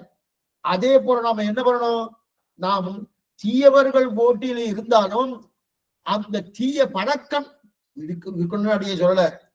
நல்ல மனமுள்ளதொன்றை நன்மை இருப்பதற்கு நல்ல மனமுண்டாம் நயமது போல் நல்ல குணமடையோ தங்களுடன் குடியிருப்பார்க்கு குணமடைவியாம் தெரிவி கொண்டு தீய கந்தம் உள்ளதொன்றை சேர்ந்திருப்பதொன்றுக்கு தீய கந்தமேறும் திறமது போல் தீய குணமடையோர் தங்களுடன் கூடியிருப்பார்க்கு திறமையாம் செல்வி கொண்டு தெரிவிக்கிறார் வடவாளமணி உதயத்தினாலே. இன்னைக்கு ஆணி மூலம் ஆச்சரியமான நாள். இன்னைக்குதான் ஸ்ரீசைலேச தயாபாத்திரம் திறந்த நாள். இன்னைக்கு என் மூலம் ஆஸ்வேத மூலம் தெரிவிக்கிறார். எதுக்கு சொல்ல வந்தேன்னா, அப்ப அந்த தீயவர்களோடு இருந்தா கூட அந்த சில பேருக்கு என்ன சாமானியமா தீய பழக்கம்னா உடனே சட்டுன்னு வந்துடும், நல்ல பழக்கம்னா உடனே சட்டுன்னு வராது. அவன் என்னதெல்லாம் தீயதெல்லாம் பண்றான் அது உடனுடனே அதெல்லாம் பழகிட்டு போனோம், அதுதான் கூடாதுன்னு. அப்ப இதெல்லாம் யாரு சொல்றாரு, அந்த அந்த ரிஷி அந்த சன்னியாசி தெரிவிக்கிறார். அவதூத சன்னியாசி என்ன தெரிவிக்கிறார், இவாளோட நான் இருக்கேன், அவள் இருந்து நான் என்ன தெரிஞ்சினேன், தண்ணிய பார்த்து அவ என்கிட்ட வந்தாலும் அவளை சுத்தி பண்ணணும். அதே போல நெருப்ப பார்த்தேன், ஓ நான் வாழ்கிட்ட போனாலும் அவளுடைய தீய தன்மை என்கிட்ட படாம நான் நன்னாவே இருக்கேன் அப்படின்னு தெரிஞ்சுட்டு ஆயிடுச்சு. அதுக்கப்புறம் அடுத்து சந்திரன். சந்திரன்னா சந்திரனுடைய கலை குறைஞ்சுட்டே வருது, சந்திரனுடைய கலை அதே போல வளர்ந்துட்டே வருதுன்னு பாக்குறோமோ. தேய்ந்து கொண்டு வருகிறது, தேய்ந்து வந்துட்டு இருந்தா அமாவாசைன்றோம், வளர்ந்து வந்துட்டு இருந்தா பௌர்ணமின்னு சொல்றோம். அப்படின்னு கட்சது இந்த ரெண்டும் இருக்கிறது. அப்ப தேய்பிரை வளர்பிரை சொல்லணும். அதற்குன்னு சந்திரன் வளர்றாரா தேய்கிறாரா? ரெண்டுமே கிடையாது, ரெண்டுமே. ஆனா சொல்றமே சுவாமி வளருகிறார் தேய்கிறார் சொல்றமானா கலை வளரும் தேயுமே தவிர சந்திரனுக்கு மாறுதல் இல்லையே. நல்லா பாருங்க, சந்திரனுக்கு மாறுதல் இருக்கானா? சந்திரனுக்கு எந்த விதமான மாறுதலும் கிடையாது. கலை வளரும் தேயும் அவ்வளவுதானே தவிர. அதே போல உடம்பு நன்னா வளர்ந்துட்டே இருக்கும், உடம்பு நன்னா உடம்பு இலையலாம் தேயலாம், ஆனால் ஆத்மாவுக்கு எந்த விதமான மாறுதலும் கிடையாது. என்னமா ஆச்சரியமா எடுக்கிறா பாருங்க. சந்திரனை வைத்துக் கொண்டு நம்ம உடம்பு தான் மாறுதே தவிர ஆத்மாவுக்கு மாறுதலானா கிடையாது. ஆத்மா இன்னைக்கு நித்தியம். என்ன அது மட்டும் இல்ல, நிச்சயமா இருக்கும், அனுஸ்வரூபமா இருக்கும். அதுக்கு விரியுமோ சுருங்குமோ ஏதாவது உண்டான ஒண்ணுமே கிடையாது. சரீரத்துக்கு தான் விரிதல் சுருதல் எல்லாம் உண்டு. அதே போல சந்திரனுடைய கலை தான் தேயது வளர்ந்ததுல சந்திரன் ஆறுதல் கிடையாது. எந்த ஆத்மாவுக்கு ஒரு மாறுதலும் கிடையாது. அது எதனால தெரிஞ்சுட்டேன், சந்திரனை பார்த்து தெரிஞ்சு கொண்டேன். சந்திரனுக்கு கூடிய கலை என்ன, வளர்பிறை தேய்பிறை. அந்த வளர்பிறை தேய்பிறைலாம் சந்திரனுக்கா நேரடியா கிடையாது, ஆனா அது கலை மாறுறது. அதை போல இதுவும் அப்படின்னு தெரிஞ்சா. அதே போல நம்முடைய சரீரம் தான் மாறுறதை தவிர 10 வயசுல ஒரு சரீரம், அதே சரீரம் தான் தேயறது வளருது. ஆனா ஆத்மா 10 வயசுல ஆத்மா இப்படி இருந்தது, 20 வயசுல ஆத்மா இப்படி ஆயிடுது, அதே 80 வயசுல ஆத்மா இப்படி வந்து ஒரு தூண்டு இருக்கான்னா கிடையாது. ஒரே நிலையில். அது மட்டும் இல்ல, எல்லா ஜீவராசிய ஆத்மா ஒன்னாதான் இருக்கும். எனக்கிட்ட இருக்கிற ஆத்மா, கோழிகிட்ட இருக்கிற ஆத்மா, பள்ளிகிட்ட இருக்கிற ஆத்மா வெவ்வேறுனா கிடையாது. ஆத்மாவுக்குள்ள அதெல்லாம் ஒரே ஜாத்தியா இருக்கும். தெரிவித்தார். இது சந்திரனை பார்த்து தெரிஞ்சுட்டேன். அடுத்த சூரியன் ரொம்ப முக்கியமானது. இவர் என்ன பண்றாருன்னா, இவர் சூரியன் இல்லைன்னாலும் ஒண்ணுமே இல்லை. சூரியன் இல்லைன்னாலே ஒண்ணு எல்லாருக்கும் உதவி பண்ணக்கூடியவர் யாருன்னா சூரியன் தான். ஆனா நன்னா வெஷின் இருக்கும். சுவாமி வெயிலே ஆகல சுவாமி. சூரியன் வந்தாலே ஆகல. நம்ம என்ன சொல்றோம்? சூரிய பகவான் வந்தாலே ஆகல சுவாமி. அவர் ஏன் இப்படி வெளுத்து கட்டின்னு இருக்காரு அப்படின்னு சொல்லிட்டு போனோம். அப்ப நான் என்ன பண்ண, நன்னா அவர் வந்து கெட்டவர் வாங்கிக்கிறார் எல்லாத்தையும். ஆனா நல்லது பண்றாரு. நல்லது பண்ணிட்டு சூரியன் இப்படி கொதிக்கிறாரு சுவாமி. கொதிக்கிறாரு. ஏன் இப்படி கொதிக்கிறாரு? ஒரு நாள் அவரை வராம போட்டோம்.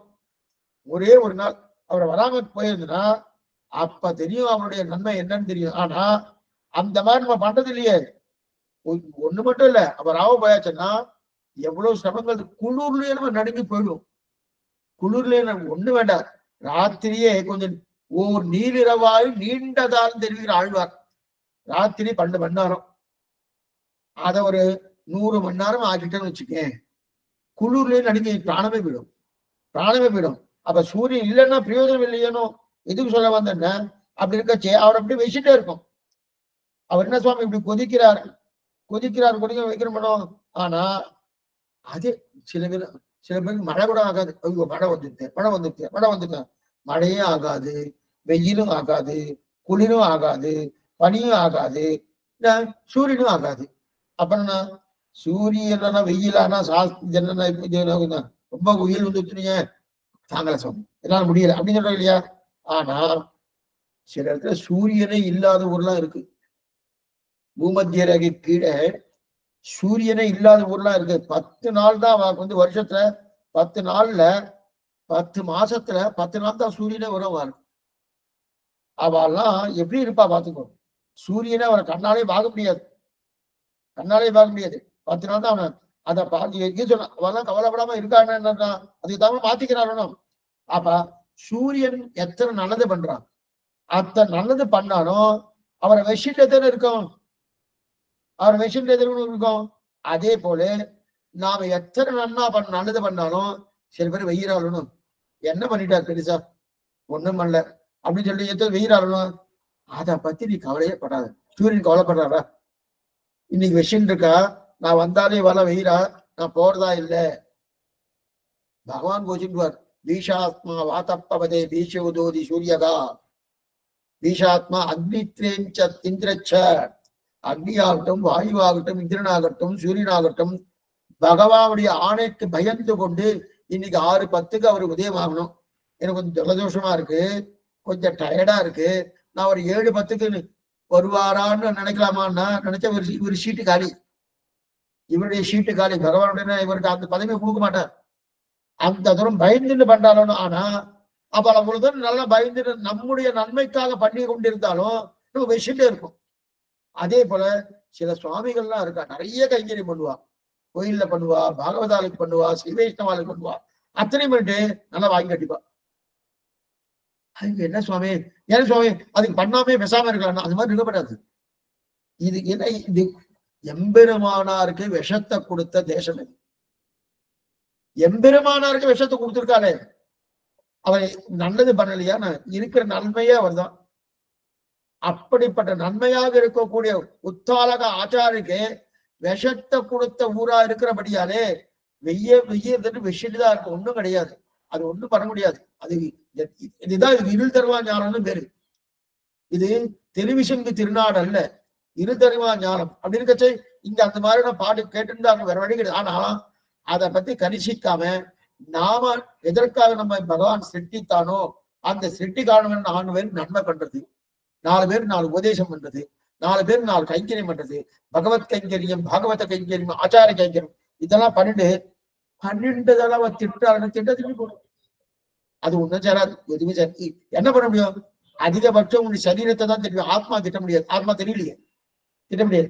சரீரம் நான் இல்லையே, சரீரம் நானா இருந்தா தானே, சரீரம் நான் இல்லையே, ஆத்மா தானே நானு. ஆத்மாவை திட்டலையே, சரீரத்தை திட்டிட்டு இருக்கான். அப்பனா யாரையும் திட்டுறான்னு அர்த்தம். விட்டுற வேண்டியது. அப்ப சூரியனை பார்த்து யார் என்ன வச்சிருந்தாலும் நான் பண்ண வேண்டிய நன்மையை பண்ணிட்டே இருப்பேன். என்ன பண்ணுவோம், அந்த நன்மை சாஸ்திர சம்பந்தமா இருக்கும். பெரியோர் மேலையார் செய்வனங்களா இருக்கணும். பெரியோர்களாலே பண்ணப்பட்ட நன்மையா இருக்குமே தவிர தான் தோணித்தனமா இருக்கப்படாது, சாஸ்திர சம்மதம் இல்லாமலும் இருக்கப்படாது. அப்படிப்பட்ட நன்மை செஞ்சிருக்குது. சூரியனை பார்த்து தெரிஞ்சுட்டே. அதுக்கப்புறம் கபோதம், புறா.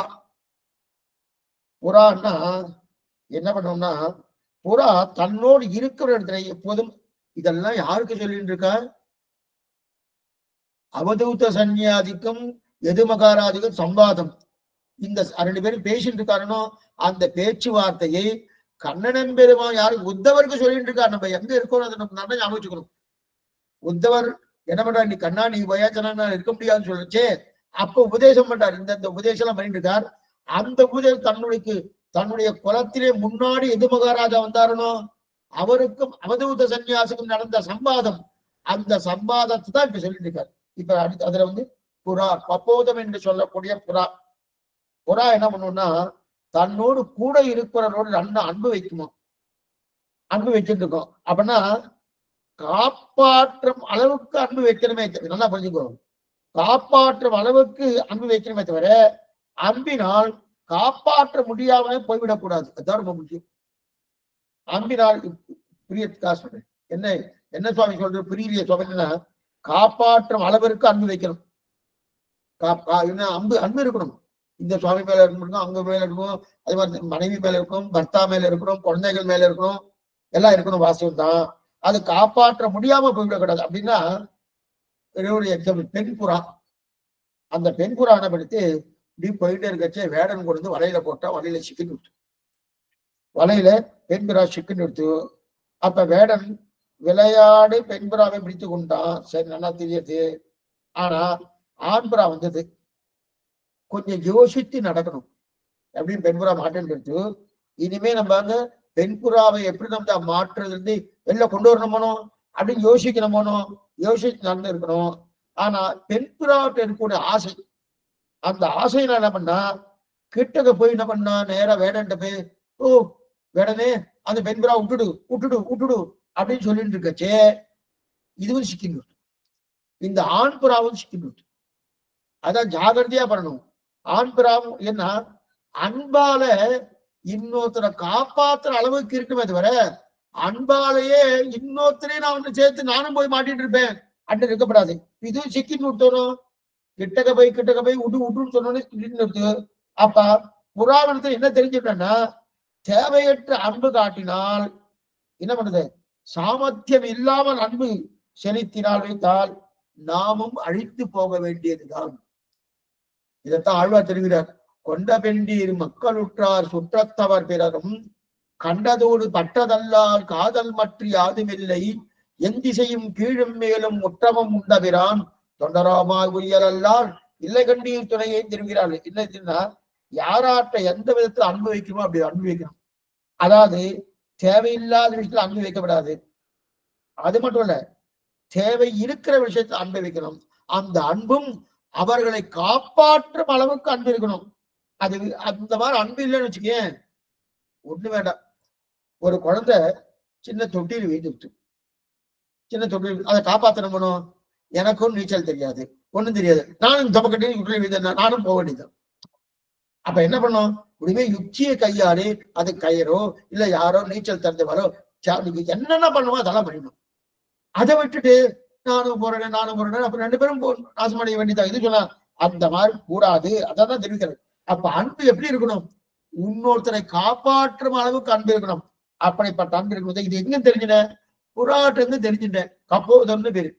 புறா என்ன பண்ணிச்சு, தன்னுடைய பெண்புறா மாட்டின் எடுத்து, பெண்புறா மாட்டின்றபடியாலே ஆண்புறா பெண்புறாவை காப்பாற்றணுன்றதற்காக அந்த நேர வேடன்ட்டே போயிருக்கணும். அந்த பெண்புறா என்ன பண்ணிக்கணும், எலிகிட்ட போயிருக்கணும், வேற ஏதாவது பண்ணிருக்கணும். அந்த யுக்தியை கையாளாம என்ன பண்ணிச்சு, அவன்கிட்ட போய் பிரார்த்தித்தா அவன் என்ன பண்ணா, இதையும் சேர்த்து வச்சுட்டான்.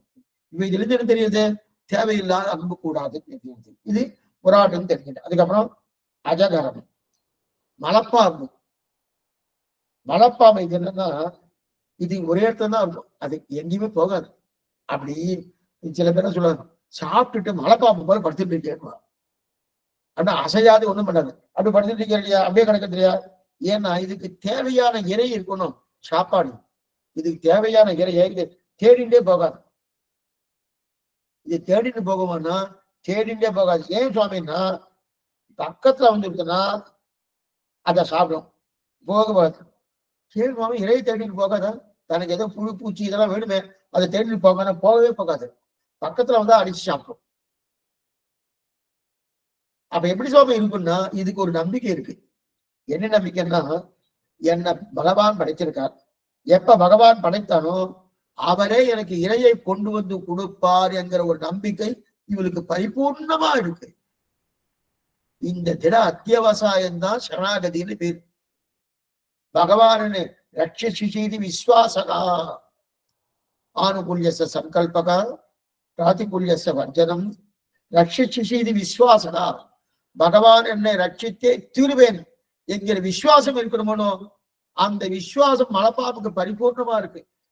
என்ன எப்ப என்னை படைத்தானோ படைத்தவனை ரட்சிப்பான் என்கிற விசுவாசம் இருப்பான். ஏதோ ஒரு இறை வருவான். இறை வந்த உடனே என்ன பண்ணா, நேரா அதை வந்து அதை பிடிச்சிட்டு சாப்பிட்டோம். சாப்பிட்டதுக்கு அப்புறம் 10 நாளைக்கு அப்படியே பேசாம இருக்கும். மலைப்பாம்புல ஒரு தடவை சாப்பிட்டு வச்சுக்க, 10 நாளுக்கு பேசாம இருக்கும். அப்ப கண்டிப்பா இதை பகவான் கொடுப்பார் என்கிற எண்ணத்தோடு இருக்கணும். அந்த எண்ணம் நமக்கு வேணும். அதைத்தான் இப்ப அவதூத சன்னியாசி எதுபகாராதுக்கு சொல்றாரு. அப்ப இத மலைப்பாம்பு பார்த்து என்ன தெரிஞ்சுட்டேன், பகவான ரட்சிப்பான். ஏன்னா சிருஷ்டித்ததா அவர் தானே. எப்ப அவர் சிருஷ்டித்தாரோ அவர் தான் ரட்சிக்க கூடியவாரு. காக்கும் இயல்பினன் கண்ண பெருமான் தெரிவிக்கிற ஆழ்வார். அப்படி இருக்கச்ச அவர் ரட்சிப்பாங்கிற நிலை இருக்கிறார். இது அது எதை பார்த்து மலைப்பாம்பை பார்த்து தெரிஞ்சுக்கணும். அதுக்கப்புறம் சிந்து கடல் விடுகிடுன்னு போயிடலாம் அப்படின்னு எல்லாம் உங்களுக்கு தெரிஞ்ச விஷயம் தான். அதோட தாற்பயம் மட்டும் சொன்னா படம். சிந்துனா கடல். கடல் என்ன, கடல் எப்படி இருக்கும், தெளிவா இருக்கும். ஆழம் கண்டுபிடிக்க முடியுமானா முடியவே முடியாது. ஆழம் கண்டுபிடிக்க முடியாது. உள்ள புகுந்து போய் எவ்வளவு ஆழம் தெரிய முடியுமா, தெரியவே முடியாது. சரி, கடலை தாண்ட முடியுமா சுவாமி, தாண்டவும் முடியாது. சரி, கடலை கலக்கிறனே அப்படி மத்த வச்சு கலக்க முடியுமா, கலக்க முடியாது. கலக்க முடியாது. ஆழம் கண்டுபிடிக்க முடியாது. உள்ள புகுந்து உள்ளுக்குள்ள போக முடியுமா, போக முடியாது. தாண்டி விட முடியாது. இது எதுவும் முடியாது. ஆனா நல்ல தெளிவா இருக்கும். தெளிவா இருக்கும். உள்ள போக போக போக தெளிவு இன்னும் நல்லா இருக்கும். யோகி எப்படி தெரியுமா இருப்பார், கடலை போலதான் யோகி இருப்பார். யோகி கடலை போலதான் இருப்பார். ஏன்னா அவருடைய பக்தி இருக்கணும். யோகியுடைய பக்தி, அந்த பக்திக்கு ஆழம் தெரியுமான ஆழம் தெரியாது. யோகியுடைய பக்திக்கு ஆழம் தெரியுமான ஆழம் தெரியாது. அது மட்டும் இல்ல, நம்மால அதை கண்டுபிடிக்க முடியுமா சுவாமி, சுவாமி இவருடைய பக்தி இத்தனை பலம் அப்படின்னு கண்டுபிடிக்கவே முடியாது. ஏன்னா சரி, நான் ஏதாவது பேசி அவரை மயக்க முடியுமா, யோகி ஒருத்தர் இருக்கார், ஏதாவது பேசி அவரை மயக்க முடியுமான்னா அதுவும் பண்ண முடியாது. ஏன்னா ஏன், கடலை கலக்க முடியுமா, கலக்க முடியாது. கடலை தாண்ட முடியுமா, தாண்ட முடியாது. அதே போல கடலை ஆழம் கண்டுபிடிக்க முடியுமா, ஆழம் கண்டுபிடிக்க முடியாது. அதே போல யோகியுடைய பக்தியின் அளவு கண்டுபிடிக்க முடியாது. யோகியுடைய பக்தி அதை தாண்டி விட முடியுமானா அதை தாண்ட முடியாது. அது மட்டும் இல்ல, யோகி ஏதாவது பேசி இதெல்லாம் பேசி இதை கொடுக்குறேன் அதை கொடுக்குறேன் இதை பேசி மயக்க முடியுமானா மயக்க முடியாது. அப்ப ஒரு யோகி கடலை போற இருக்கா இல்லையா, அப்ப கடலை பார்த்து தெரிஞ்சுட்டேன் நீ யோகி எப்படி இருக்கணும்னு அவதூத சன்னியாசி தெரிவிக்கிறார். அதுக்கு மேல பதங்ககா, விட்டில் பூச்சி. விட்டில் பூச்சின்னு அதாவது இனிமே சொல்ல போவதெல்லாம் என்னன்னா, ஏன் என்னால கெட்டது யார், நாவால் கெட்டது யார், அதாவது கண்ணால கெட்டது யார், நாவால கெட்டது யார், தோளால் கெட்டது யார், மூக்கால் கெட்டது யார், இது 5 விஷயம் சொல்ல போறார். இனிமே சொல்ல போற. இவருக்கு என்ன பண்ணா, இவாளை பார்த்து இதெல்லாம் தெரிஞ்சுன்னே சொல்றாரு. இனிமே என்ன பண்ண, இனிமே என்ன சொல்ல போறாரு, இவாளெல்லாம் கெட்டு போயிடுவாங்க, வரலாம் பார்த்து எல்லாம் கெட்டு போயிடுவாங்க. அப்ப 5 விஷயம் சொல்றாரு. 5 விஷயம் என்ன சொல்ற, சப்த ஸ்பரிச ரூபரச கந்தங்கள். சப்த ஸ்பரிச ரூபரச கந்தம், இந்த 5 இருக்கு இல்லையா, அதுல முதல்ல விட்டில் பூச்சி. விட்டில் பூச்சி என்ன தெரியும்னா, விளக்கேற்றி வச்சிருக்கோம். உங்களுக்கு தெரியும். விளக்கேற்றி வச்சிருக்கோம். விளக்கேற்றி வச்சோடனே பல பலவரம் நல்லா எரியுதுன்னு அதை பார்த்து என்ன பண்ணோம், விட்டில் பூச்சி நேரம் அதுல வந்து பிராணம் விட்டுரும். விளக்கு நல்லா பலபலன்னு எரியுது, பலபலன்னு எரியுதுன்னு தூரத்துல இருந்து பார்க்கலாமோனோ அதை பார்க்காம நேரம் அதுலயே வந்து பிராணம் விட்டுறதுனோ. நன்னா இருக்காங்க, நன்னா இருக்கேன்னா ஆசைப்பட்டேன்னா இதெல்லாம் பாருங்க. எது போல தெரியுமா, சில வஸ்து எல்லாம் பார்த்தா ரொம்ப நல்லா இருக்கும், ஆசைப்படலாம். ஆசைப்பட்டுட்டு பிராணமே போயிடுமே, பிராணமே போயிடுமே. இதுக்குன்னா ஆசைப்பட்டுறதுக்காக நம்ம அதை நம்ம அனுபவிக்க முடியுமா? ஆசைப்பட்டதுக்காக ஒருத்தர் என்ன பண்ணார், ராணி ஆசைப்பட்டேன்னு சுவாமி சிரச்சேதம் பண்ணிடுவான்.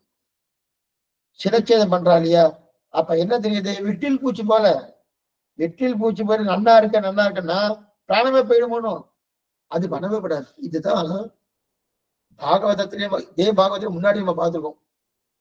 பூதனா தொடங்கி கேசி பரியந்தம் ஒத்தத்துல வந்திருந்தாலும் கண்ணனை அழிப்பதற்காக கம்சனால ஏவப்பட்டவர்கள். முதல்ல பூதனா வந்தார், கடைசியில கேசிங்கிற குதிரை வடிவத்தில் இருக்கக்கூடிய ராட்சசம் வந்தான். அப்படி இருக்கச்சு அவெல்லாம் எப்படின்னா, அது நம்ம பூர்வாச்சல் எக்ஸாம்பிள் எடுக்கிற என்னன்னா, விட்டில் பூச்சியானது எப்படி விளக்கில் வந்து தன்னுடைய பிராணனை தன்னை தானே, ஏன்னா விட்டில் பூச்சி, அந்த விட்டில் பூச்சியை கூப்பிட்டுதான் விளக்கு, ஏன் விட்டில் பூச்சியே வா என்கிட்ட வா என்கிட்ட ஏதாவது கூப்பிட்டு தானே, கூப்பிடவே இல்லை. கூப்பிடாம இருக்க செய்தையே தானே பலவந்தமாக வந்து தன்னுடைய பிராண போக்கி கொண்டதனோ. அதே போல பூத்தனா தொடங்கி கேசி பெரியந்தும் ஒவ்வொரு ராட்சசான பண்ணனா அவளே விட்டில் பூச்சியை போல நேர கோகுலத்துக்கு போறது, அங்க கருணை பெருமானோட இருந்து அவ பிராணன் உள்ளது. இதான் நினைச்சுக்கிறா. அப்ப விட்டில் பூச்சி, இது விட்டில் பூச்சியை பார்த்து தெரிஞ்சுட்டேன். அப்பனா என்ன அர்த்தம், நாம எதுவும் பண்ணக்கூடாது. அப்படின்னா நன்னா இருக்க சுவாமி நான் ஆசைப்படுறேன்னா ஆசைப்படுறேன், இது விட்டில் போய் தன்மை. அதுக்கப்புறம் அடுத்தபடியாக தேனி என்ன பண்ணும், தேனி அங்கங்கு புஷ்பம் இருக்குமோனோ அந்த புஷ்பத்துல கூட தேனி இருக்கும்.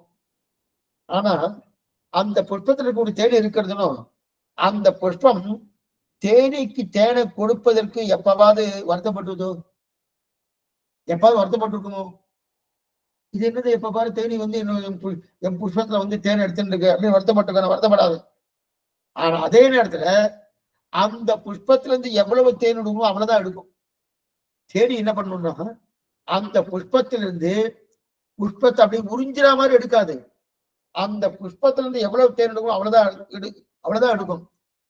எதுக்கு சுவாமி சொல்றேன்னா, ஒண்ணுமே இல்லை, நாமே ஏதோ கொஞ்சம் பணம், கொஞ்சம் சிரமம் இருக்குன்னா என்ன பண்றது, பண சிரமத்துக்காக ஒருத்தட்ட போய் 10 லட்சம் ரூபாய் கொடுங்க கேட்டா பிரயோஜனமே இல்லை. அப்படின்னா பூர்த்தி ஆவட்டது உறிஞ்சிரும்னு அர்த்தம். அப்ப என்ன சுவாமி, அப்ப 10 லட்சம் பேர்கிட்ட ₹1 இருக்கு, 10 லட்சம் பேர்கிட்ட ₹1 வாங்கிக்கணும். ஏன் சொல்றேன்னா, ஒருத்தர் மேலேயே எல்லா விதமான பலத்தையும் போடாதுன்ற, ஒருத்தர் மேலேயே எல்லா விதமான பலத்தையும் போடாது. ஏன்னா கூடி வாழ்ந்தால் கோடி நன்மைன்னு சொல்றார். அது இங்க சேர்க்க முடியாது. இருந்தாலும் என்னன்னா எல்லாரையும் கூடி, அதனாலதான் நம்ம எந்த ஒரு விஷயமா இருந்தாலும் நம்ம சம்பிரதாயத்துல நான் சொல்லுவார், ததியாராதனை பண்ணும், இல்ல கோயில் போய் பண்ணும், ஏதாவது பண்ணணும்னா கூட பிரதானம் என்ன பண்ணுவார், ததியாராதனை சுவாமி எல்லாத்தையும் கரெக்ஷன் பண்ணலாம்.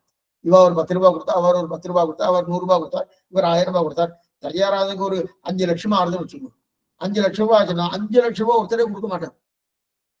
கொடுத்தாலும் வாங்கலாமாண்ணா, இல்ல சுவாமி பேரே இதுக்கு ததியாராதனை, ததியர்களை ஆராதிப்பது. அப்ப ததியர்களை ஆராதிப்பது என்னன்னா, அவாழ்கிட்ட கொஞ்சம் கொஞ்சம் கொஞ்சம் கொஞ்சம் வாங்கிட்டு எல்லாருக்கும் இந்த ததியாராதனை சம்பந்தம் இருக்கணும்.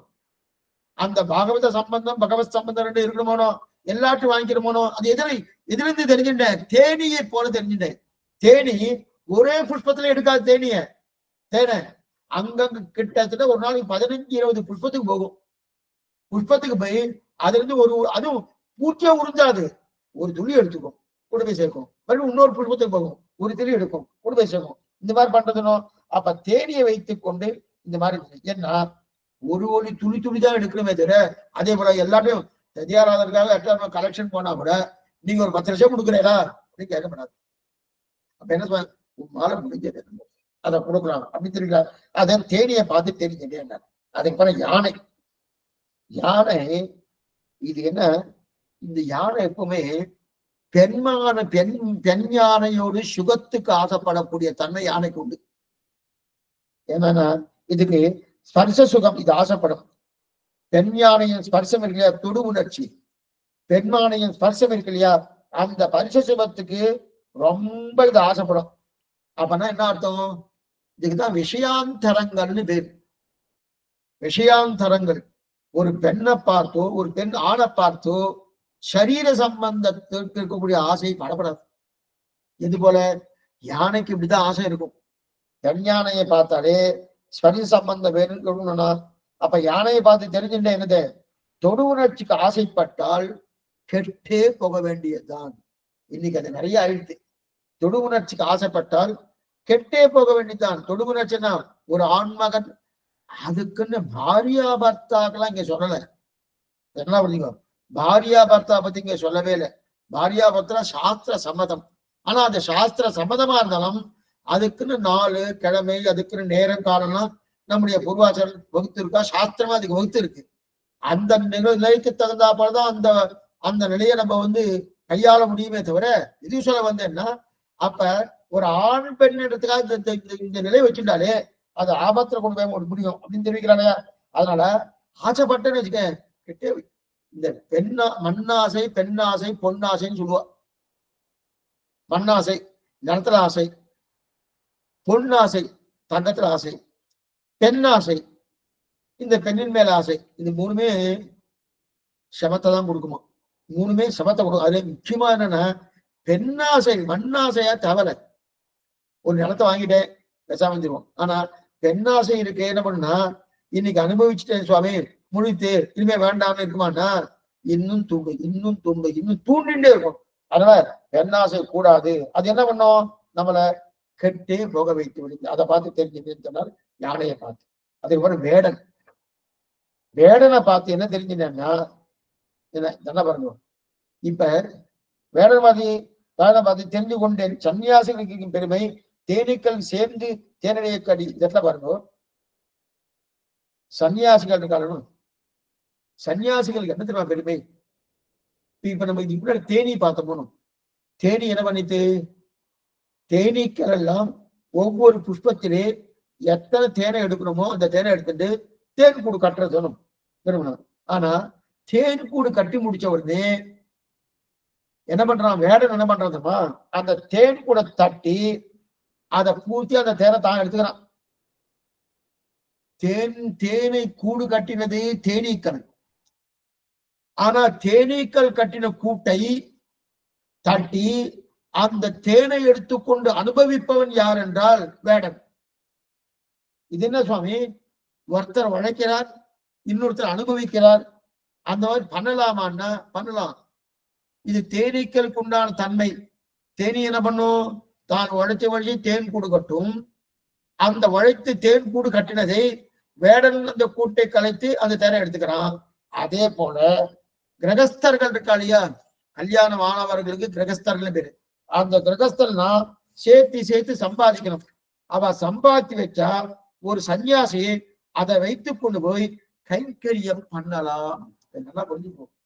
அதனால ஜியர்களுக்கு ஆச்சாரிய புருஷாளுக்கு, ஆச்சாரிய புருஷாலாம் சன்னியாசி இல்லையே சுவாமின்னா, ஆனா சன்னியாசிக்கு உண்டான தன்மை என்போ அந்த தன்மையோடு தான் வாழறான்.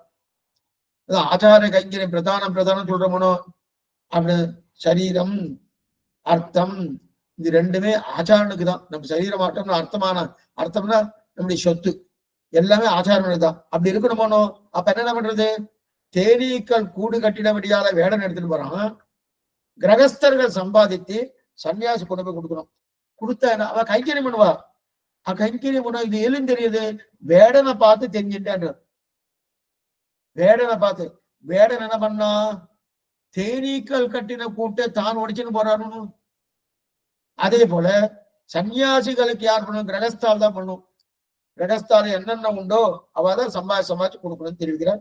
அவன் என்னன்னா சம்பாதிச்சு கொடுத்தா என்ன பண்ணும், அவ சாப்பிடறதுக்கு இல்ல, கைங்கரியம் பண்றதுக்கு, பகவத் கைங்கரியம், பாகவத கைங்கரியம், ஆச்சார கைங்கரியம் பண்றது, அதுல இருந்து தெரிஞ்சு கொண்டே தெரிவிக்கிற அவதூத சன்னியாசம். அடுத்து மான் என்ன பண்ணா, மான்கள்லாம் காட்டுல போயிட்டு இருக்கும்போது எப்படி இந்த வேடன் எப்படி நம்ம மான பிடிப்பான்? காட்டுல அப்படியே போயிட்டே இருக்கும். போயிட்டே இருக்கச்சு ஒரு கிராமியமான சங்கீதத்தை நன்னா கேட்கும். ஏன்னா அப்படிதான் வேடன் வாசிப்பான். வயலின் வச்சுட்டு நல்லா வாசிப்பான். கிராமியமான சங்கீதத்தை நான் வாசிச்சுட்டு இருப்பான். வாசிச்சுட்டு இருக்கச்சு எங்க வாசிக்கிறாளோ அந்த வாசிப்பதற்கு பக்கத்துல நின்று அது நல்லா கேட்குமா. மான்லாம் அதுல சங்கீத பிரியர் மான், அதெல்லாம் நல்லா கேட்டுட்டே இருக்குமா. அப்படியே நின்று கேட்டுட்டே இருக்குமானோ அப்ப என்ன பண்ணுவான், ஷட்டுன்னு அம்பு போட்டு அதை நல்லா பிடிச்சிடும். ஷட்டுன்னு அம்பு போட்டு அதை பிடிச்சிடறானோ. அப்ப கிராமியமான பாட்டுக்கு மனத்தை விட்டால் பானை போல கெட வேண்டியதுதான். அப்ப கிராமியமான பாட்டை மனத்தை விட்டா கெட வேண்டியதுதான். இதை சொல்றச்சு உங்களுக்கு ஒரு தோணும். அப்பதான் செவ்வாய்க்காலம் கூடாதுன்றல, காலட்சேபம் கேட்கக்கூடாதுன்றல.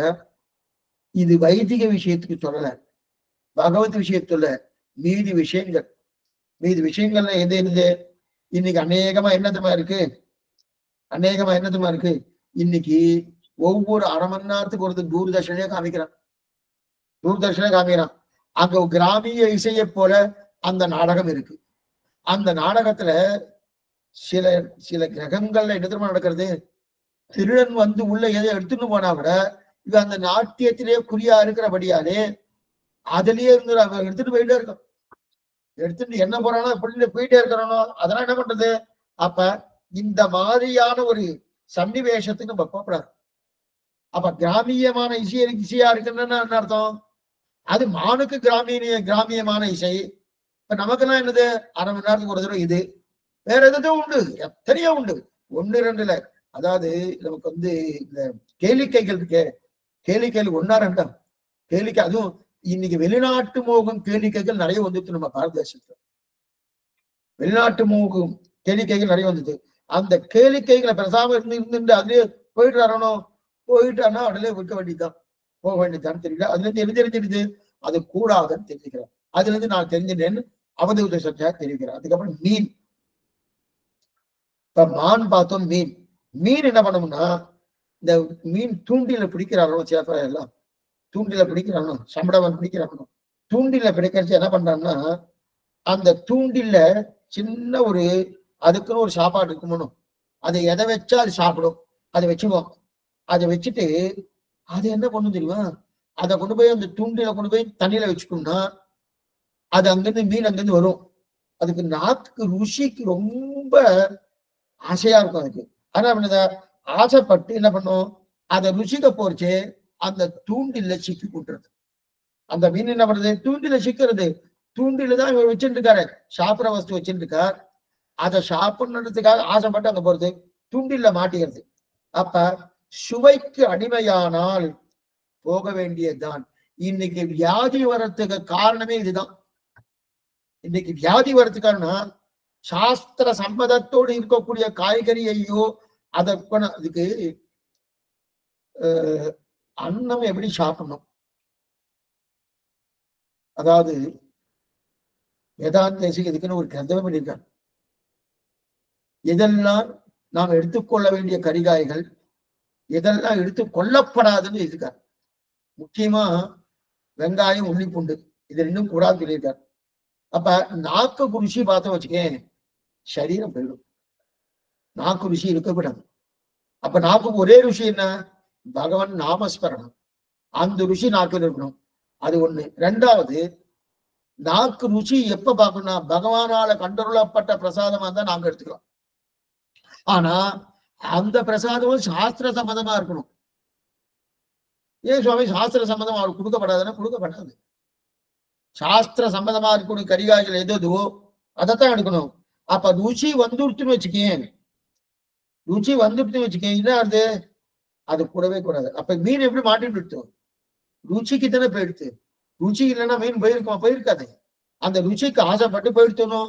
அதே போல நாம அநேகம் நிறைய பேருக்கு இன்னைக்கு சர்க்கரை இருக்கு, அதே போல உப்பு இருக்கு. அதுக்கு தகுந்த மாதிரி தான் அவன் சாப்பிடணும். இல்ல அதுக்கு தகுந்த மாதிரி உடற்பயிற்சி இருக்கணும். ரெண்டுமே இல்லை, என்ன பண்றது, பிராணம் அதைத்தான் தெரிகிறோம். அப்ப அது என்ன தெரியுது, மீனை பார்த்து அப்ப நாக்கு ருச்சி கூடாது. என்ன வேணும், பகவத் பிரசாதமா இருக்கா. ருச்சி என்னென்ன, இந்த சரீரம் வேணும். இந்த சரீரத்துக்காக சாப்பிடணும். ஆத்மா சாப்பிட போறது கிடையாது, சரீரம் தான் சாப்பிடுறது. அப்ப இந்த சரீரம் எதுக்கு வேணும்? சரீரம் ஆத்யங்கலு தர்மசாதனம். தர்மசாதனத்துக்காக சரீரம், அதுக்காக நான் சாப்பிட்டுதான் ஆகணும், சாப்பிடாம இருக்க முடியாது. ஆனா அந்த சாப்பிடக்கூடிய வஸ்து என்னன்னா, சாப்பிடறதுக்காக சாப்பிடுறோமா, சரீரம் இருக்கணுன்றதுக்காக சாப்பிடணுமா, அதான் முக்கியம். சாப்பிடறதுக்காக சாப்பிடுறது பிரயோஜனம் இல்லை. சரீரம் இருக்கணுன்றதுக்காக. எதுக்கு சரீரம்? தர்மசாதனம் பண்ணணும், பகவத் கைங்கரியம், பாகவத கைங்கரியம், ஆச்சாரிய கைங்கரியம் பண்ணணும். அதுக்காக நம்ம சரீரம் நன்னா இருக்கணும், அதுக்காக சாப்பிடுறோம். அப்ப சரீரம் நன்னா இருக்கணும்னா கண்டதை சாப்பிடாது. சத்துவகுணத்தோடு கூடிய உணவுகள் என்னென்ன உணவோ ஆகார நியமம்னு தனியா கிரந்தம் இருக்க வேதாந்தேசகன்.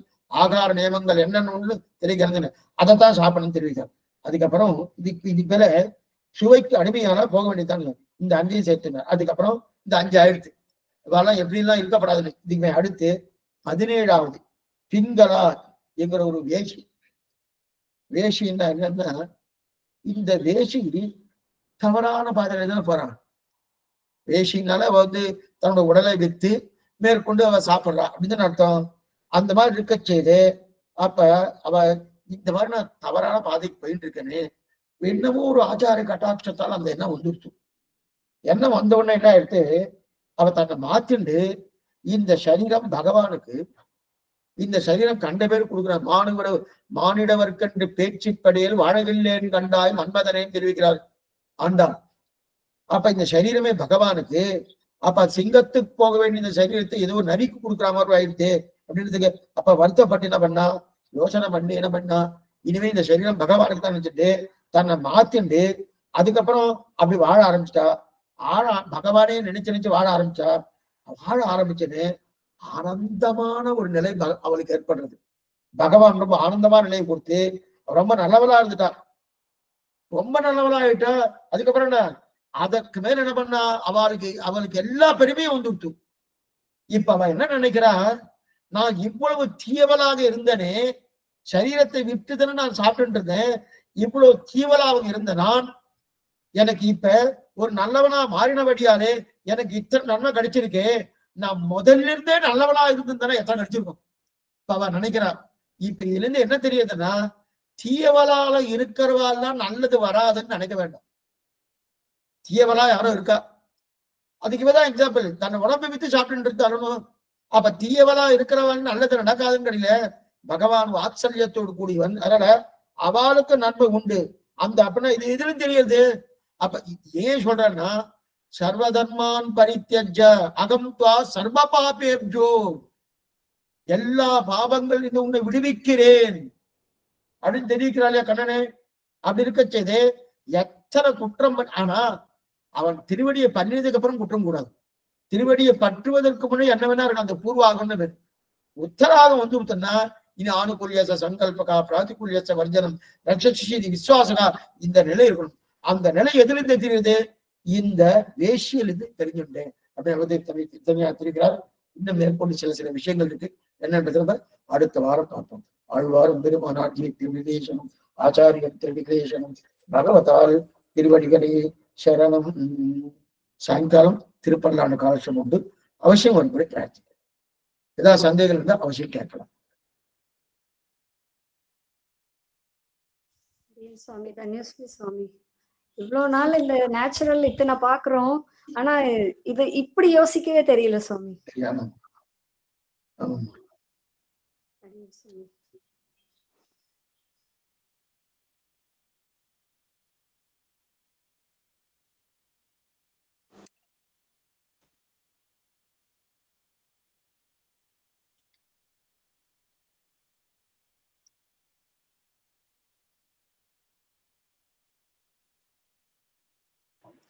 श्रीमती रामानुजन धन्यवाद स्वामी. श्रीमती रामानुजन धन्यवाद स्वामी.